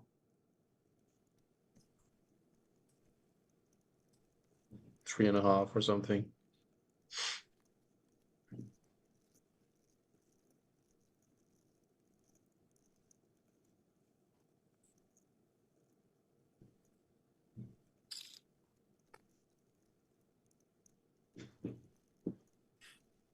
$15. I mean, it's sort of very affordable, right? This is a frustrating spot for Juan, who kind of feel like you may just be getting owned here. I mean, you got the 10, you beat stuff. Price is very good. We've seen some players find raises. I don't see how this would be one of those candidate spots, though, right? You just have a 10. You're not blocking like a straight or much else to do there. Just call, and Ravi does get the value bet.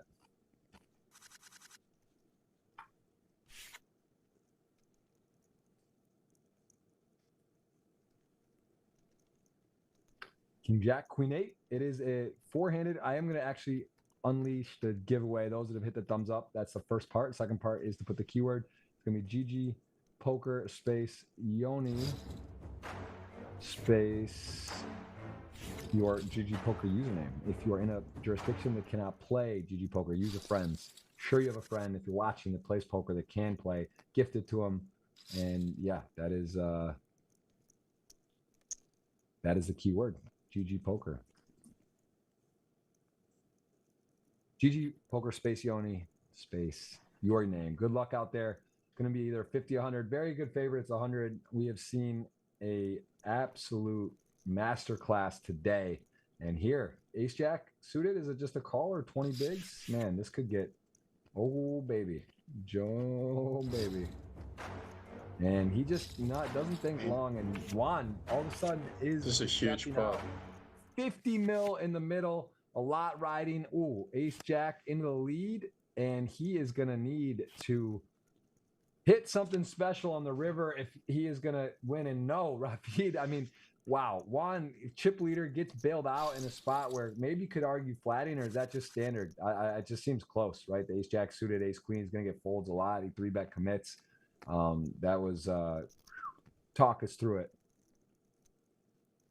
It's I mean, that was two very good hands, four-handed action.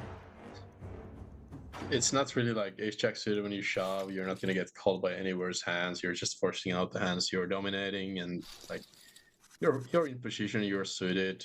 Hand plays well, post flop. Like I don't mind just flatting, but then again, like Ravid is opening so wide as a chip leader, so picking up those like four bigs, whatever is in there. It's a big win, and ace jack suited is a great hand. So I don't mind shoving, but it's close between shoving and calling, in my opinion. Yeah.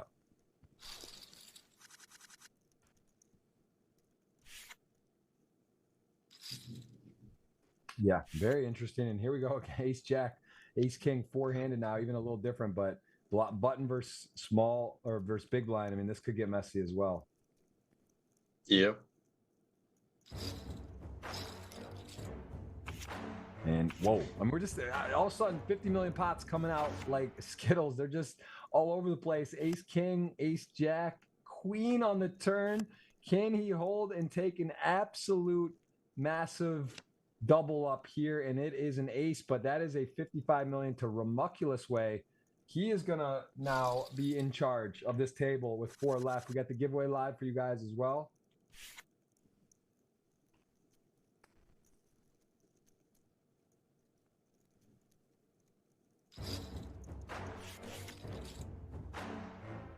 Whoa. Whoa, whoa, whoa. Don't blink. I mean, this thing's moving fast. We got the giveaway live. It's going to be, again, 50 or 100. Very likely 100 has the theme is oftentimes. And good luck to those who are in the hands up, guessing the winning hand. I got the 9 of hearts, 9 of spades. Red 4s, Joni guessed. If you got your guess, you can type it in the chat, but you got to go to the link pinned hands up Reddit for that actual jackpot opportunity, which is posted earlier. I'm not sure if it's still up. They take it down when it gets heads up. It's on and off. So keep an eye on that hands up link in the chat. And here we go. It's Ramuculus time. Queen 8 off gets to start opening. Jack 4 suited, 17 mil. Samuel realizing the importance of the jumps now. 4 left, doesn't defend. Ravid is short after getting sort of robbed, right? Ace queen, ace jack. So I'm telling you, Wow. I had a folder on my Discord for when I was streaming on Twitch for Ace Queen, a folder of like the hand just it doesn't make sense. It's just like a head it loses. You get weird spots. We saw Ace Queen get bluffed out of its pants with the 5s as well, with top 2, And here we go. Whoa, Joni, kings, king, queen, ace, jack. I mean, what is going on? Jack on the flop, kings in the lead, 3 on the turn. Can he fade? We could be heads up and ship it. My man, the bottom is calling it. And what do we got? Is it spice? Is it something? It looks spicy. No. Is that a big? No, it's a queen. It's a queen. It's not enough is what it is. It's GG's. It's a double KO. And we are down to heads up. Ramuculus is absolutely on fire right now. And he's got 4-1 chip lead at the moment. I mean, just when you think you could imagine I had been in the restroom for that moment. That's why you got to be prepared to catfitter and all. That is an absolute wild few moments. And we might just see it. I mean, I got to get the giveaway prepared. I mean, it's the winner here. What is going on? This could be a last hand right here. This is literally, I mean, you can't really. Yeah, this has been wild. Yeah, I mean, this is Jack 10 suited. I don't think it's raised folding Jack 10 suited ever. So here we go. Ace, for the title. It is for the title potentially. Ace with the flush draw. I mean, you gotta have action to the river. We could have a new champion 1 card away. Ace 5, Jack 10 suited. Is it red? No, it's dead. That is an ace and win. Joni, we're patient, and we thought, what's the over-under for 3-hour show? You think there's no shot. We're 4-5-handed 4 minutes ago. We are done. 3 hours on the dot. Ramuculus with a ridiculous run. What an absolute ending. I am going to pick the winner of the giveaway. There it is. It is, man, Ciaran who wins. And Joni, give me your thoughts. Sum it up for me. What just happened? That was an absolute. This might be the most exciting Super Millions we've had by far, and it was the biggest biggest prize pool and ending a 200 mil guaranteed on GG World Festival. Give me your thoughts. Yeah, it was a great final table. Like we were prepared for something like this, as the lineup was really tough. Lots of good players. We saw some great bluffs, lots of great poker hands in general. Yeah, it was really good to watch. Special. I mean, just special. Again, close it out. That is a big way. We appreciate everyone there. Congrats to the winner of the giveaway. Congrats to Ramuculus with a massive, massive score. Some great plays. Yoni summarized for us, and we wish him luck in Vegas. And I owe you a dinner, I believe, in the audience. It's $100 giveaway, I believe, as well. Maybe it was. Yeah, it was. It was from the short. That was the shortest. Oh, no. Wait, neither of us had the guy that won? That's right, right? That was the shortest stack. No one had him? Wow. True, yeah. All right, we'll go to a dinner anyway. We'll flip at the dinner then. That's pretty ridiculous that no one had the one guy the shortest stack. Yeah, yes. Yeah, exactly. We'll do it right. And again, appreciate everyone being here. Thank you so much for watching. And Yoni, where can they follow you? Where's the best way to follow along your journey looking for another bracelet and playing the biggest action as well as golf? Where do people sweat you? On Instagram. I guess that's where I only post stuff these days. So yeah, have a look at there if you're interested. It's mostly golf these days. It's JOUHKB. Okay, yeah. I mean, I know I follow you. One of the people to know. And guys, girls at home, thank you. Appreciate you. See you next week, 2:45 Eastern Tuesdays. Super Millions 2023 season. That is a wrap for the World Festival 200 mil guaranteed in the book. Special one. We'll see you next week. Thank you.